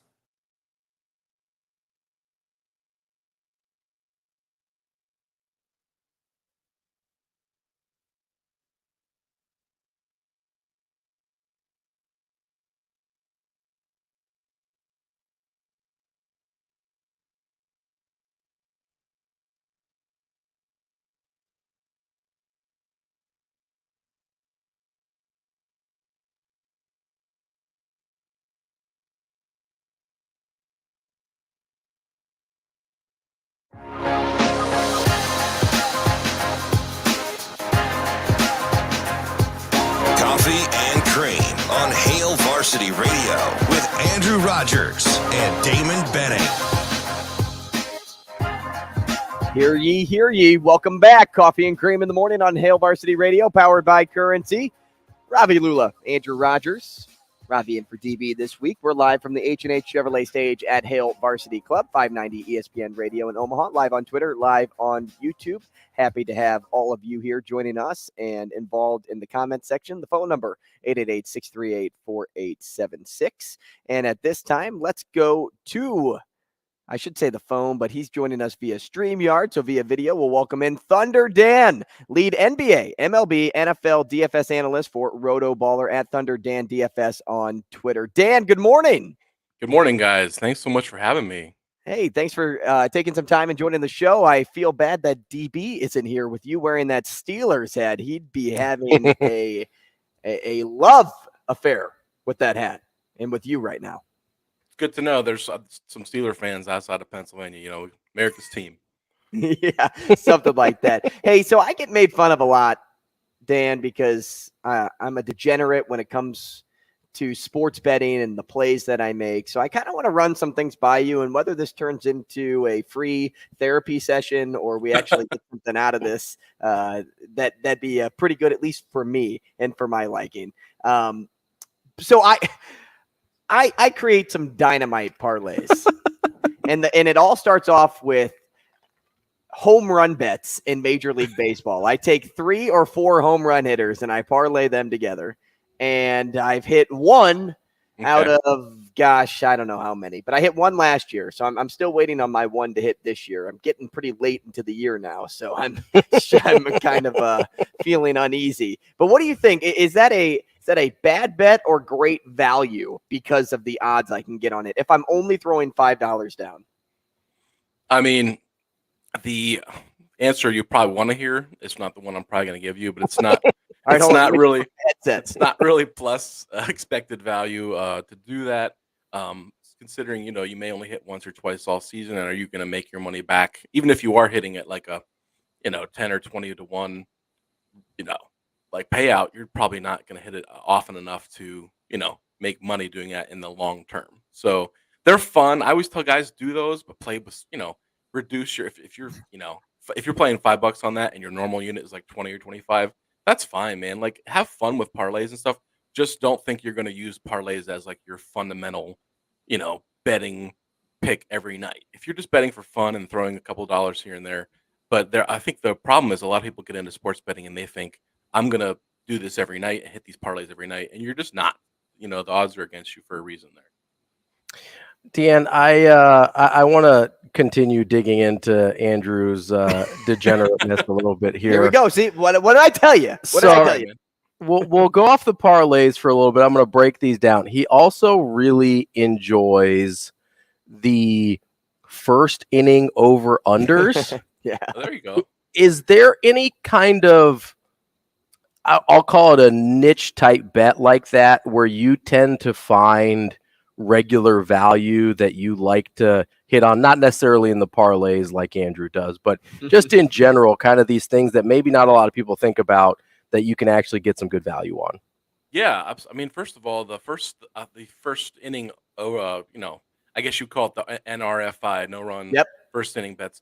Those are very popular, and there's data to study there. There's pitcher data. There's all kinds of. I mean, that to me is something that if you want to make that your niche and kind of go after those, that's fine. I mean, you should still probably bet them singles and then parlay them too. I mean, the odds of you hitting a three-legger are not great, but that's great. I love guys that do that, have some success there. There's some guys who with baseball exclusively bet like F5s, first 5 innings, because they don't trust bullpens and they just want to go with starter matchups.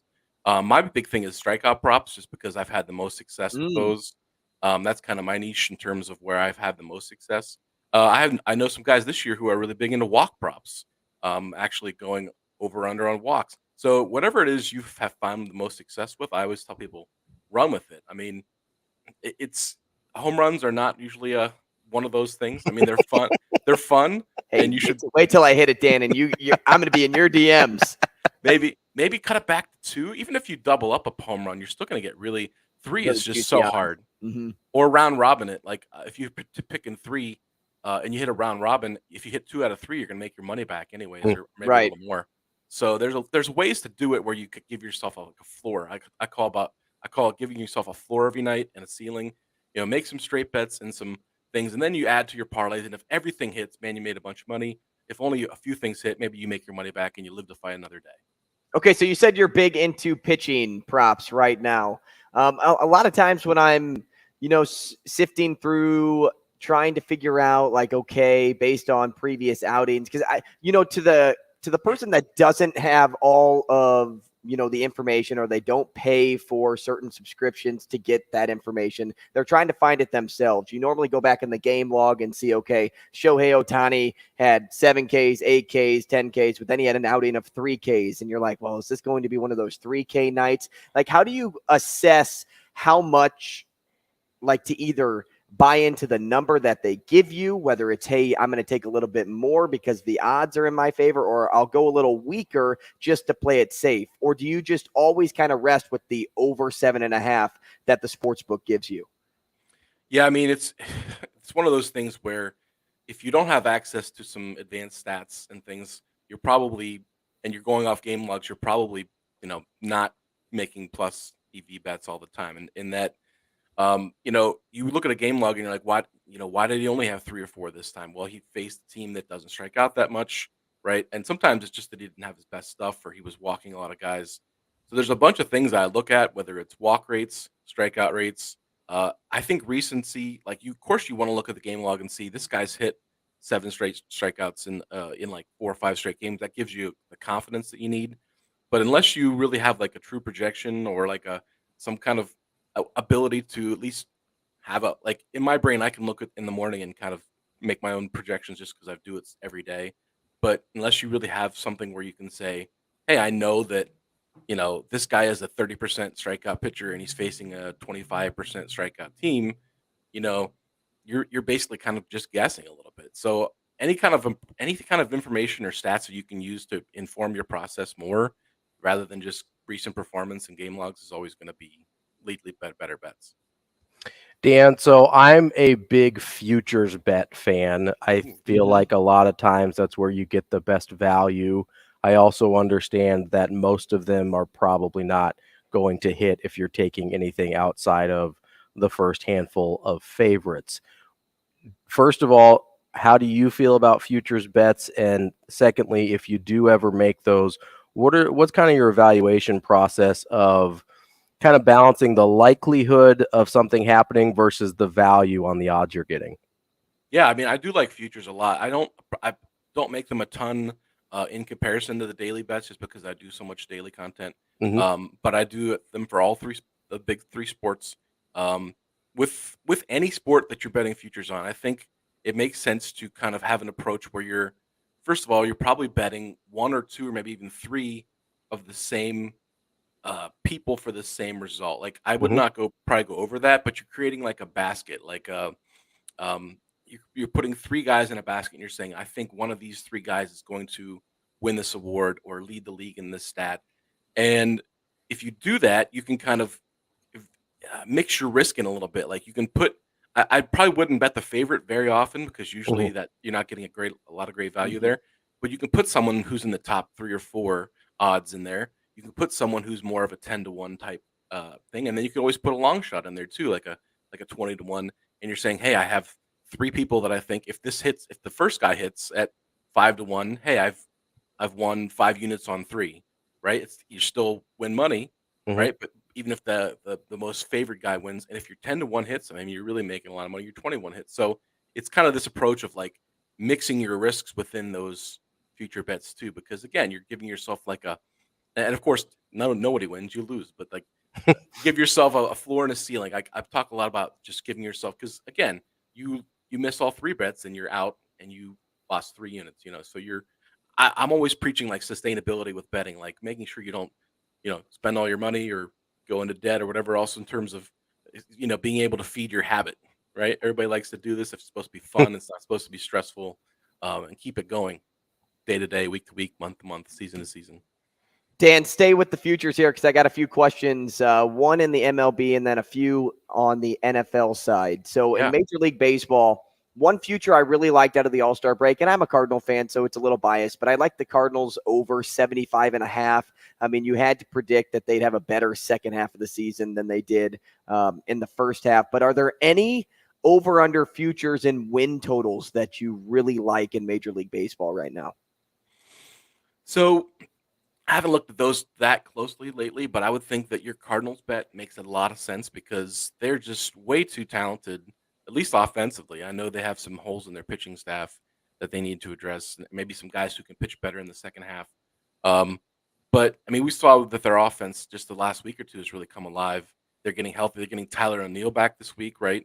And they kind of we'll see if he plays, if they play him. Yeah, that's true. He had that whole thing where they weren't playing a whole lot, but I would think they would want to get him out there just because he's a stud. If he's on, he's an elite player. So I like your Cardinals bet a lot. I think that division is totally up for grabs. There's some pretenders there. Obviously, my Pittsburgh Pirates are not going to last very long. I think the Cincinnati Reds had their hot streak and are loaded with prospects, but unless they make a deal for some pitching, Hunter Green's hurt. Lodolo's hurt. Like they don't have the pitching to kind of keep up what they're doing. And so like other than Milwaukee, and the Cubs are fading too. Other than Milwaukee, I think St. Louis can come back and they could even win this division if you wanted to go out there and make them to make the playoffs. Like I'm trying to find where their odds would be for that. To make the playoffs, Cardinals. doing a quick scroll here. Where are they at? Oh, to make the playoffs, they're plus 1,300. So, I mean, if you think I mean, that's some nice odds. I mean, again, if you think they can go on a run here and string together some wins and win the division, it's not totally out of the question. I would put they're definitely a team that has margin for error. One of those like New York Mets, Philadelphia Phillies type of teams that, at any point, because of the talent that they have, you'd have to expect they just find a new gear. Right, exactly. And I mean, they're only 11 games out of first place. I'm looking at the standings now. They're tied with Pittsburgh. But again, Pittsburgh's fading. They brought young guys up. They're playing over their head. Chicago could be sellers.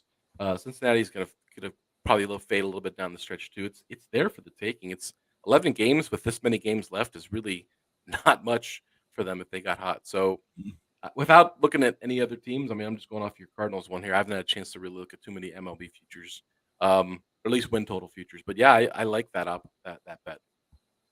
We'll stick with MLB futures here for a second. I've been looking at World Series winner futures, where I'm looking. Braves are a pretty heavy favorite there. Don't know how good a value you get. Is there anybody in that kind of next group? I'm looking at Tampa plus 500, Dodgers plus 550, Astros plus 750. Anybody in kind of that next group that you look at and see some pretty good value there? Well, I mean, you named the other three kind of teams that I would say, are worthy. Tampa Bay at plus 600. I mean, the problem with Tampa Bay is just they are going to run out of arms eventually. Like they just all their starters just keep getting hurt, and I worry about that. I mean, Texas is plus 1,200.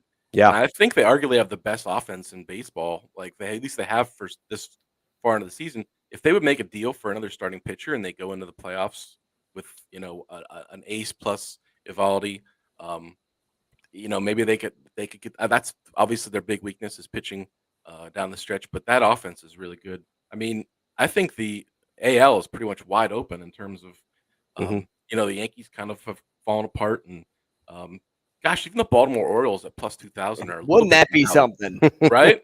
I mean, I'm only an hour and a half north of Baltimore here in central Pennsylvania, and they're exciting, man. They're fun. They got young starting pitching like Tyler Wells and Kyle Bradish are coming on. There have been talks about them trading for, I don't know, maybe Ohtani, but like maybe at least another high-end kind of starting pitcher that could push them a little bit over the top. And their bullpen is lights out. So, I mean, between Texas and Baltimore in the AL, I would look at those teams. The Phillies are plus 1,700 right now. And gosh, they were there last year. I mean, they've got the talent, certainly. If they can put it together, that division is just so tough. They probably have to do it like as a wild card. I don't know if they're going to overtake Atlanta, but I would look at even some of those outside the 10-1 odds in just terms of like those odds are going to evaporate. If any of those teams go on runs here in the second half, they're going to really tighten up. So there's a chance to maybe get in on a pretty good value there. We can bounce back and forth if we need to, but I want to ask you a couple of NFL futures here. Right. Some that I passed along to Shane to get to you because there were 3 win totals that really piqued my interest. It was the Colts over 6.5 or set at 6.5. I would have taken the over. It was the Rams at 6.5. I think that's a good under. And then it was the Carolina Panthers who were given 7.5 in Bryce Young's rookie year, which shocked me a little bit. Like, I know it's only one more win than they gave Anthony Richardson in Indianapolis, but it seems like the Colts are well off more than the Panthers in this case. Yeah, so I'm going to agree with you on 2 out of 3, right? Because you said over on the Colts, right? Mm-hmm. That is correct. And under on the Panthers. Yes, and I have under on the Rams too. So here's where so let's talk about the young quarterbacks first. So I agree with you that Indianapolis has more surrounding Richardson in terms of a running game, a pretty decent offensive line, I think respectable defense, kind of more of a complete team. I guess Richardson has a ton of question marks in terms of his throwing ability and whether he can really, run. Like obviously he's going to run the ball, but like move the offense down the field and lead to a lot of points. But I do think that those numbers should be flipped. Like Indianapolis probably should be sitting at 7.5 and Carolina at 6.5, in my opinion. I think 7-5 for Carolina is giving them way too much credit. I know they play in a weak division. That's going to help them out. There's going to be some winnable games there in the division, but I mean, they just don't have a lot to go with Bryce Young. I mean, I think he's gonna have his work cut out for him. Now, I'm curious about why you're under on the Rams, because I feel like the Rams are a pretty big bounce back kind of candidate this year. Yeah, so the reason I'm low on them is their defense took a major step back last year. I can't imagine they're going to take a huge leap forward with how much they aged out. And it's just the roster is just very weak. You're getting Stafford back, you're getting Kupp back from injury, which is good. But even if they carry the weight, you still have an older quarterback. I mean, I like Stafford. I think Stafford's a good quarterback, but I don't know if he can compete with the best of them as long anymore. I mean, he seems now that injuries could be a part of his future. Cooper Kupp, I could see him getting traded at some point so that the Rams can rebuild. They don't have any picks. Like they hardly have any draft picks to even build a team in LA right now. So there's just, I don't see any reason that they'd win more than 5 games. Yeah, it's tough because you kind of have to know a little bit more about. I mean, this is a situation where the first 3 or 4 games of the season could totally dictate everything. If they came out and won a few games, right, and they open up here, have their schedule. They open up with like Seattle, San Francisco, Cincinnati. That's tough. They could potentially go 1-2, 0-3. If they come out and go down early, right, you could see a sense of the organizational direction to be. We need to start a rebuild. We need to get something back because we have no picks and. We just want to tank. I don't know if they come out and win a few games, if they think they're gonna, not necessarily contend, but be a respectable team and go out there and compete all year. Then I think 7 games is pretty doable when you consider they play Arizona twice and they have Washington on the schedule and they have New Orleans. And I'm looking at some very winnable games there if they are at that point of the season trying to win. So if anything, my initial lean was over, but I do understand where you're coming from too, and I would say maybe just even faded. I have a couple other totals if you want to talk about a couple other teams too. Okay, so 2 of the other ones that I wrote up for my Substack folks would be I got the Vikings over 9.5 or 8.5. They're set at 8.5. This is a 13-win team from last year. Yeah, I mean, true. They have the NFC North really up for grabs. That's so okay. So maybe the Lions and Bears will be improved, but are they going to? I think they can still split with those 2 teams. The Packers will be arguably worse, or the same, or not very good. So their division isn't all that strong, and their non-conference schedule. I'm pretty sure they get the NFC South in there, so they have the worst division in football for 4 games. They could arguably sweep that. I think 9 wins for. I think that's just. 8.5 is so low for a team that won 13 games. They have Cousins back. They have Jefferson back. They're going to have a good offense. I know their defense has some holes, but that to me, and it was like minus 130 when I hit it. I'm not right. Sure Yeah, what's funny about that too is I've noticed with some of these NFL over/under win totals is all the teams that are supposed to really compete, like the divisions that really aren't one-sided.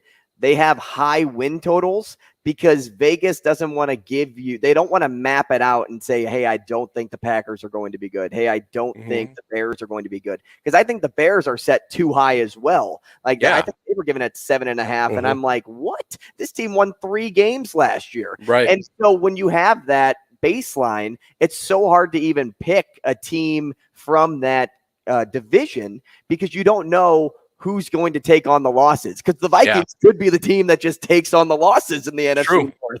It's true. Yeah, it's certainly, with any of these, you'd never know. We never know at the beginning of the season how the season's going to unfold. But to me, that just seemed like a weird number for a team that had so much success. The other one, and then this gets more interesting with the Barkley situation, but the Giants are set at 7.5 at plus 100. That to me seems like value if Barkley plays. Tough schedule though. A tough schedule for sure, but they got pretty good defense. They've made some improvements on offense in terms of bringing some guys in. I think probably the people are banking on last year being more of a fluke, but I don't know. They play hard for that coach, man. They play hard.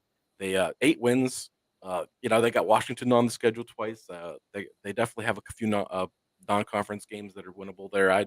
If Barkley sits out, that really throws us into question a little bit. But that struck me as I'm looking for value on teams that had success last year and are projected to be at least respectable or not. I mean, 7.5 for the Giants compared to 7.5 for the Panthers. Like, come on, that seems like a no-brainer to me. But those are the two that I had circled last week when I did a little write-up on these. Dan, we got about 90 seconds with you left. When you're looking at these NFL win totals, is there any part of you that likes to kind of, not in a parlay necessarily, but maybe double down on, let's say, a win total and then a player prop? Like, for instance, if you think Sean Payton's going to turn around Denver, would you maybe hit the over on the 8.5 and maybe a player prop on something with Russell Wilson? Because those seem like they're going to go hand in hand. Yeah, I mean, correlation in bets is great. It's a great idea.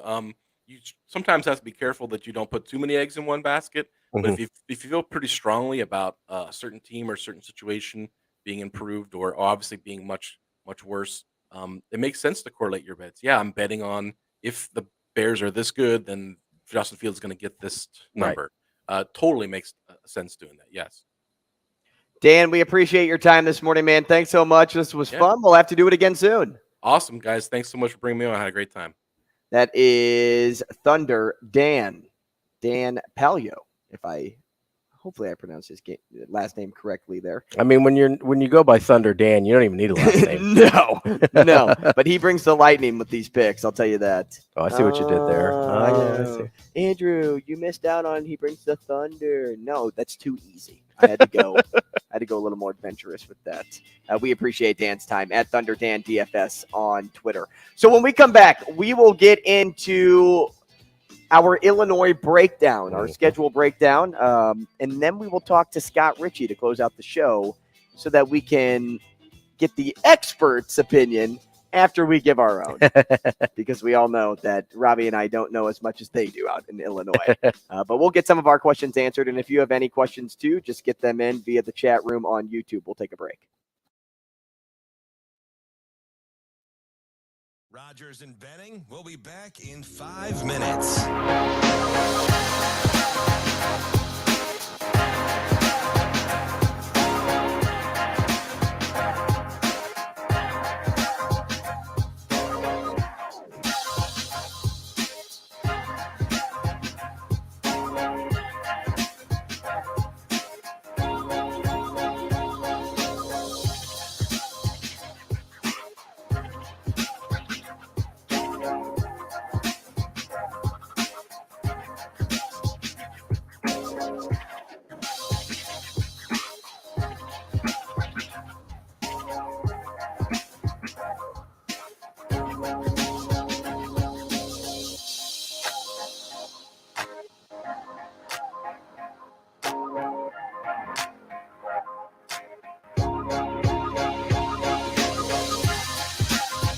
Rogers and Benning will be back in 4 minutes.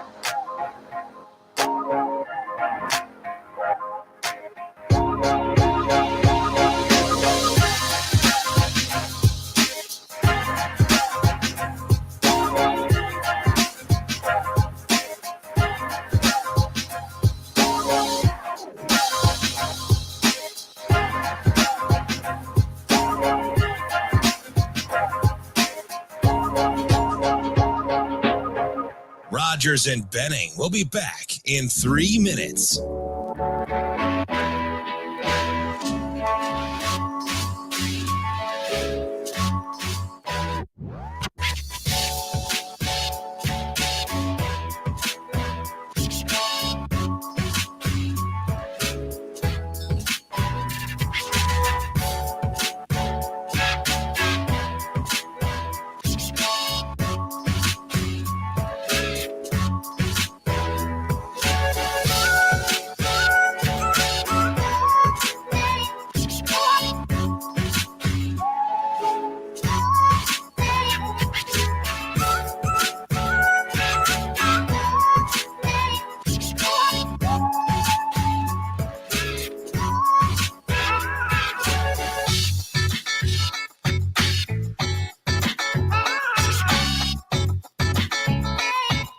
Rogers and Benning will be back in 2 minutes.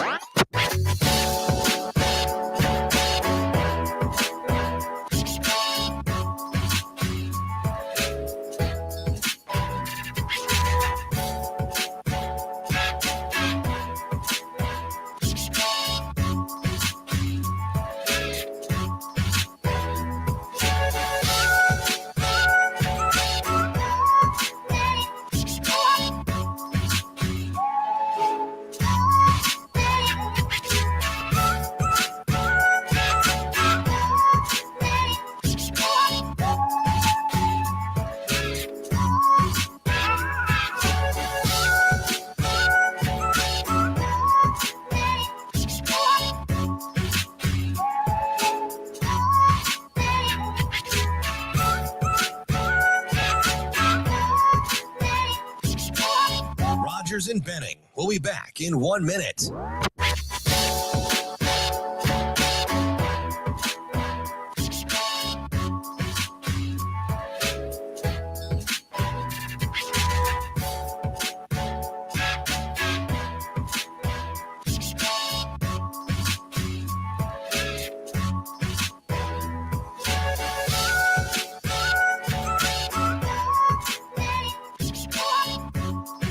Rogers and Benning will be back in 30 seconds.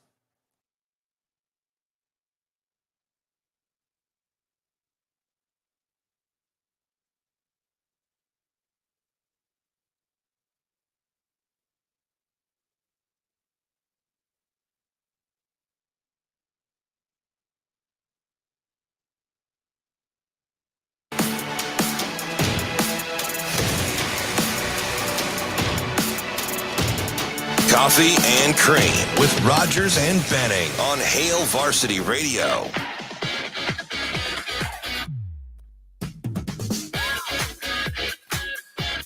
Coffee and Cream in the morning welcomes you back. Happy to have you with us. Ravi, Lulla, Andrew Rogers, live from the H&H Chevrolet stage at Hail Varsity Club. Let's get into more of the Nebraska schedule breakdown as we've been doing this week and last. Illinois, October 6th, that game on Friday. And it's the day right before the bye week for Nebraska. Illinois is an interesting group this year. It posted its first winning season since 2011 last fall.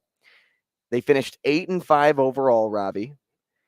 They won 5 games in Big Ten play last year. They ended up losing their defensive coordinator to Purdue. He's now a head coach. No Chase Brown, no Tommy DeVito, no Devin Witherspoon. Their secondary has dwindled down. All 4 starters from the secondary. Yep. Now, this is the third year in a row Bielema is working with a fresh quarterback, a fresh face at QB. And it's transfer Luke Altmaier. And I think he is the biggest wild card of this team this year. Probably. I wouldn't even say it's the defense, because where the defense was last year, you would assume they'll take a little, like a minor step back because of a new coach and a new secondary, but they still have an All-American up front. That front is so good that you're going to expect them to still have some level. They'll have the run defense, right. You're talking comes down to pass defense, really. Between 2 linemen and 2 outside linebackers, you're talking about 4 all Big Ten guys. Well, Jerzan Newton is an All-American. You got Randolph on the line, and then you've got Jacques and Coleman at the outside linebacker spots. Their defensive front's going to be as stingy as anybody's in the league this year. Freshman All-American at linebacker. They lost their top 3 defensive backs this season, which is why we have been honing in on the secondary there. But Luke Altmaier is interesting because Brett Bielema came out and said he's the best quarterback he's ever had. He's definitely the most talented he's had at Illinois, and it's not close. Because that's the thing with Tommy DeVito, right? A lot of experience, pretty limited as a quarterback, right? So you kind of knew what you were getting from him, but you weren't going to get a lot. And so they kind of went in a different direction with this year's quarterback, another transfer from Ole Miss, former 4-star guy, really, really talented, but I think he threw 54 passes in 3 years at Ole Miss. Right. So you have almost nothing to go on in terms of body of work. Mm-hmm. So that, you're right, enormous wild card is just, what is Luke Altmaier? Right. Is he the 4-star, or is he the guy that couldn't get on the field? See, and the way I'm leaning right now is I'd probably expect more of Tommy DeVito 2.0 in the beginning. Like more than an upgrade on the field. So like you know his talent's there. Mm-hmm. You just built that up in that last point. But I'm not currently seeing anything right now to tell me that he isn't more than what Tommy DeVito was for this team last year. Because are you going to move away from running the ball like you did last year? Probably not. Probably No. not. So you're most likely going to get another Tommy DeVito in that spot that is going to be directing traffic more than he's going to be airing the football out for those big chunk plays. Not to say Luke Altmaier can't do that better than Tommy DeVito did, but I have to see it before I say it. I think the difference is going to be, you're right, the meat and potatoes of this offense is going to be running the football. It's Brett Bielema, right? He's got this enormous offensive line. I mean, these guys are across the board like 6'6", 320, if not bigger in some spots. Huge offensive line. And the running back room is an enormous running back room. They've got like 3 guys running 240 or more in the backfield. And so they're going to be pounding the football, right? I think what they're hoping, this is my guess, is they're hoping that Luke Altmaier can stretch the field just occasionally enough to loosen things up for the running game a little bit. I don't think you're going to see him throwing 40 times a game. I don't think you're going to see him throwing 30 times a game. He's probably going to be living in that. If Brett Bielema gets his way, he's probably living in that like 15 to 20 attempts range. And if he's living there, things are going well for Illinois. Now I'll tell this too. Coaches don't normally hand out compliments as easy as he's the best quarterback I've ever had here. They'd compare that person to another guy and leave it at that before assigning or that just say price we tag. have a lot of confidence in him. Right. You don't normally get he's the best quarterback we've ever had here, which leads me to believe, and I brought this up with Vogel. I brought this up just in the last segment about win totals. It leads me to believe that 7 wins is manageable for this Illinois team. Absolutely. It's manageable. And they avoid both Ohio State and Michigan on the schedule. They've got Penn State, which is going to be their toughest game of the year, but avoiding 2 out of the 3 big dogs in the other side of the on the other side of the Big Ten is a huge advantage for them this year. And if you can, I think they probably have about half their games that are coin flips. If you win half of those, which is theoretically what you should do in coin flip games, right? That puts them at about 8 wins, pretty easily above their that 6.5 number. I think that number is too low for Illinois. Now, here's the thing you have to keep in mind, though. Historically, Illinois has not dealt well with success. That is correct. They've always taken a step back after they've taken a step forward, especially when there's expectations, right? But they also didn't have Brett Bielema at that time. Exactly. So you're going back 20 years. You're going back to Kirk Kittner in 2001. They fall back in 2002. You're going back to Juice Williams in 2007. They fall back in 2008. They've had a hard time building on success and stacking successful years. They also haven't had a guy who's done it in the Big Ten before. So that's going to be really interesting to me to see if the Brett Bielema effect can break the Illinois effect, if you will. Right. Yeah, because he did it at Wisconsin, and now he's doing it at Illinois. The biggest keys to success for this team will be Reggie Love needs to be the guy. They need him to be that workhorse, that Chase Brown-like guy in the back. See, I don't even think it's going to be Reggie Love. I think it's going to be Josh McCray. And it could be shared. But I believe they're leaning Love right now. Yeah, I mean, and they might be. I think, and that's a good question for Scott Richey. Yeah, I think there's going to be a running back by committee for sure. But just the way McCray looked as a freshman in 2021, I think they're really excited about him hopefully being healthy this year. Now, that obviously didn't happen last year, so that's a huge question mark. But both those guys, for sure, Reggie Love and McCray, are going to have to be big for them. Well, and that's the biggest offensive question. Who's going to put up the numbers Chase Brown put up last year? Yeah. Now, defensively, we mentioned the secondary. You would think they need to get up to speed pretty quick here. And then Altmaier either needs to elevate to the quarterback that they, do you recruit a transfer that you brought him in to be? Yeah. Maybe that's the best way to say it. Or does he just stay right on the path that he's on right now, or the so-called Tommy DeVito path that I said to open things up? There's some bits and pieces that they need to figure out, but I don't think they're in bad shape either, because if you really take a look at what they've done defensively over the course of, all of this, they were third in total defense last year, first in interceptions, first in the nation in takeaways. They were first in scoring allowed. This seems pretty easy for Aaron Henry to step into because he was there last year. They promoted from within. Promoted. So same system, even though it might look a little different. But when you lose talented guys like a top 10 pick in Witherspoon, it's not going to be easy to buy and replace. Yeah, they're definitely going to have to rely on that defensive front to take pressure off of the back end of the defense. They're going to need Newton to create a lot of pressure and Randolph to create a lot of pressure to make sure that those guys on the back half don't have to defend for very long and keep them out of bad situations. I also think you're going to see Illinois was incredible at controlling possessions and controlling the clock last year. I think you're going to see them attempt to do that again.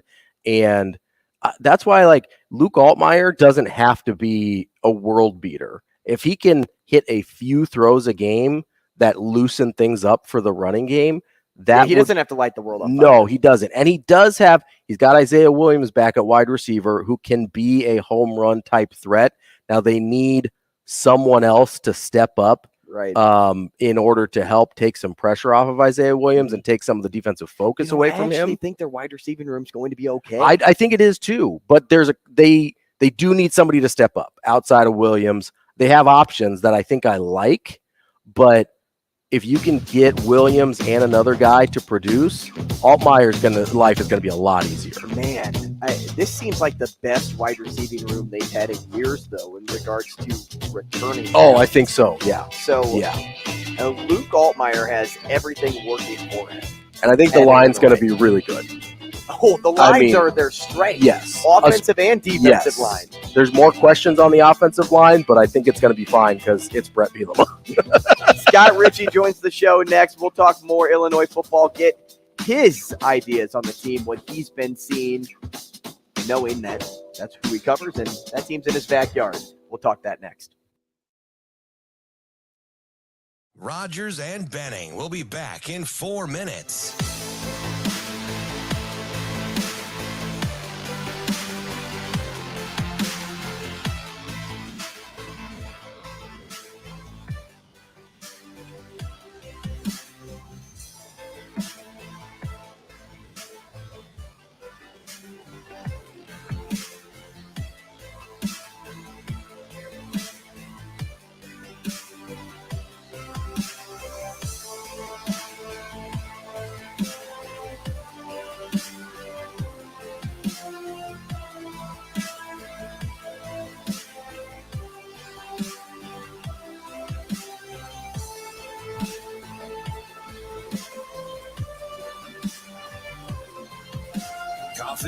Williams scoops it up with a catch over the middle, sprints down the left sideline. Huskers have been prone to big plays, and the Illini get a big one there. Touchdown, Illinois. In 3 minutes.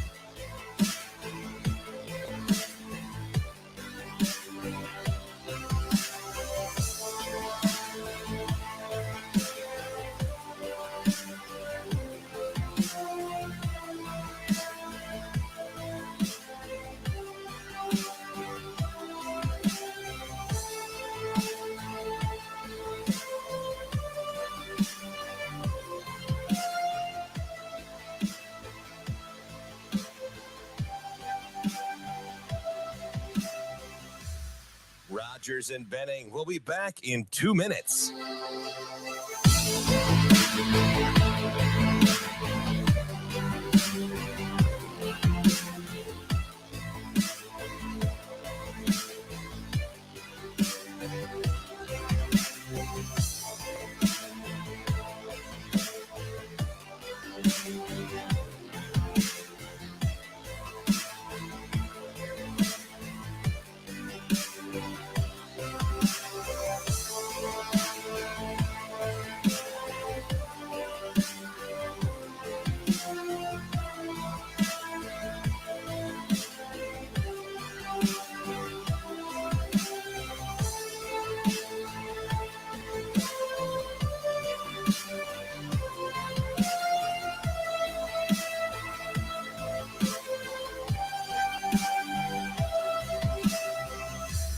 Rogers and Benning will be back in 1 minute.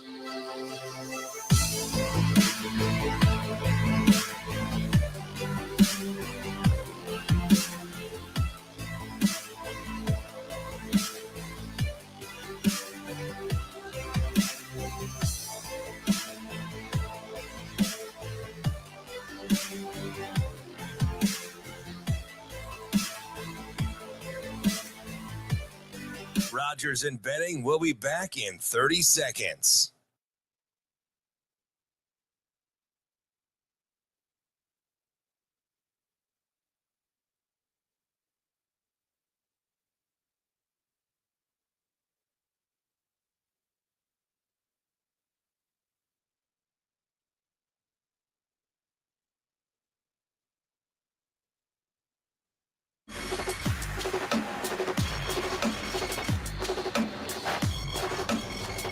Coffee and Cream with Rogers and Benning on Hail Varsity Radio. Illini in Husker territory. Pressure comes. DeVito dumps. Got his man caught. First down. 35-30. Isaiah Williams down the left sideline. Might score. He will. Touchdown. Touchdown, Illinois. And Isaiah Williams scoops it up with a catch over the middle, sprints down the left sideline. Huskers have been prone to big plays, and the Illini get a big one there. Touchdown, Illinois. Oh, Shane, can we get that woo-hoo for the intro tomorrow? No. Please, just that part. Please? No. You like to play the Shohei Ohtani home run call from Japan. Yeah, but that wasn't, no. Unless, I tell you what, unless our guest would like it. I'm sure he would. Scott Richey joins the show now. Illinois men's basketball and football for the News Gazette at SR Richey on Twitter. Scott, good morning. Morning, guys. Hey, thanks for taking some time with us this morning. We've been doing a schedule breakdown for just Nebraska football all the way up until now when we got to Illinois, so we're happy that you chose to take a little stop with us here. After assessing the team, obviously it looks different. No Ryan Walters on defense this year. You had an internal hire, and Aaron Henry step up to take over the first in the nation in takeaways team, the first in interceptions, third in total defense, and so forth. And I think the question on everybody's mind is, can he replicate what we saw out of Illinois last year with Ryan Walters? That is the question, and it's a tough task considering just how good the Illinois defense was a year ago. To be considered, one of the best, if not the best defense, especially when it came to the scoring defense in the country, like repeating that is tricky. But I think they can still be really good on that side of the ball. Aaron Henry, worked hand in hand with Ryan Walters in the secondary, developing that group that just had, 4 of the 5 mostly, wind up on an NFL roster, 3 being drafted, 1 Devin Witherspoon, going, in the top 10 to the Seahawks. So I think it was the no-brainer move for Brett Bielema just to stay in-house and move Aaron Henry up. And obviously Brett Bielema, his experience comes on the defensive side of the ball. He had his fingerprints all over, what Ryan Walters executed the last 2 years. So they'll still be good. It'll be different. The secondary goes from super experienced, super productive to pretty young across the board. But, the strength, I think, flips up front where they got Johnny Newton and Keith Randolph to return inside, plus Seth Coleman and Gabe Akis, on the outside providing pressure. So it'll, I think, take a little bit of a different approach, perhaps, maybe more oriented up front, but still, I think, should be a pretty good defense. Looking at that back end and who they've got to replace, obviously Tavion Nicholson, probably the primary corner this year.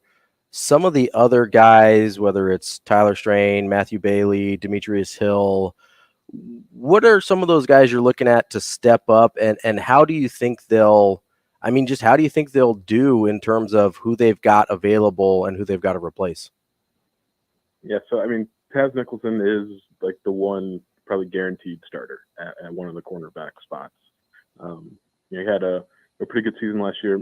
Got hurt at the end, broke his wrist. He missed a couple games at the end of the year, including the bowl game. But he was healthy this spring, got back to it, and he's the veteran now of that group. But Matthew Bailey, as a true freshman last year, really stood out. Like, he was unheralded as a recruit could get, really. One of the last additions to the class.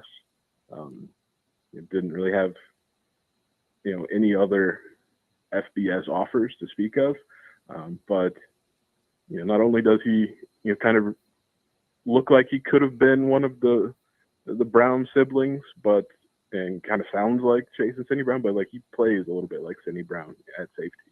So I think they're really, counting on a really good sophomore season from him. Then I think the kind of the wild card is the guy you mentioned, Demetrius Hill, was a freshman All-American at Florida International last year. Put up good numbers, has good size, and I think fits exactly what Illinois wants in its secondary. So I'm curious to see what he can do in the Big Ten. Whether he can kind of parlay his success at FIU into at least that, or maybe more with the Illini. But then the other spots that are up for grabs. There's going to be a lot of young guys, a lot of competition, I think, this fall to kind of see who winds up in those spots. Scott, strength is on the lines. Offensive line returns 3 starters. Your D line, of course, gets second-team All-American Jerzan Newton back. What position group would you say, though, isn't as top-notch in your eyes? Not that the alarm bells are going off, but one can be boom or bust. I think it's probably on the offensive side, and it's either quarterback or running back, because Illinois has to replace both. Tommy DeVito sort of parachuted in for one season and brought an incredible amount of swagger and confidence and production to that spot. And obviously Chase Brown was, Doak Walker finalist, one of the top running backs in the country, and heavily used, last year. So they brought in 2 transfer quarterbacks, Luke Altmaier from Ole Miss, John Paddock from Ball State. Luke Altmaier is the starter. Brett Bielema won't say it, so I'll go ahead and do it.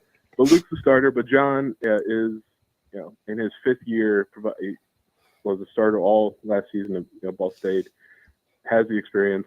If things go awry, like, you've got a guy that's not going to be flustered that you can throw in there. But Luke Altmaier, he's the starter, and played pretty well this spring. For the limited amount that we actually got to see him. Running back, it's not exactly a toss-up. A healthy Reggie Love will be important. Healthy Josh McCray certainly will be important because he wasn't really at all last year.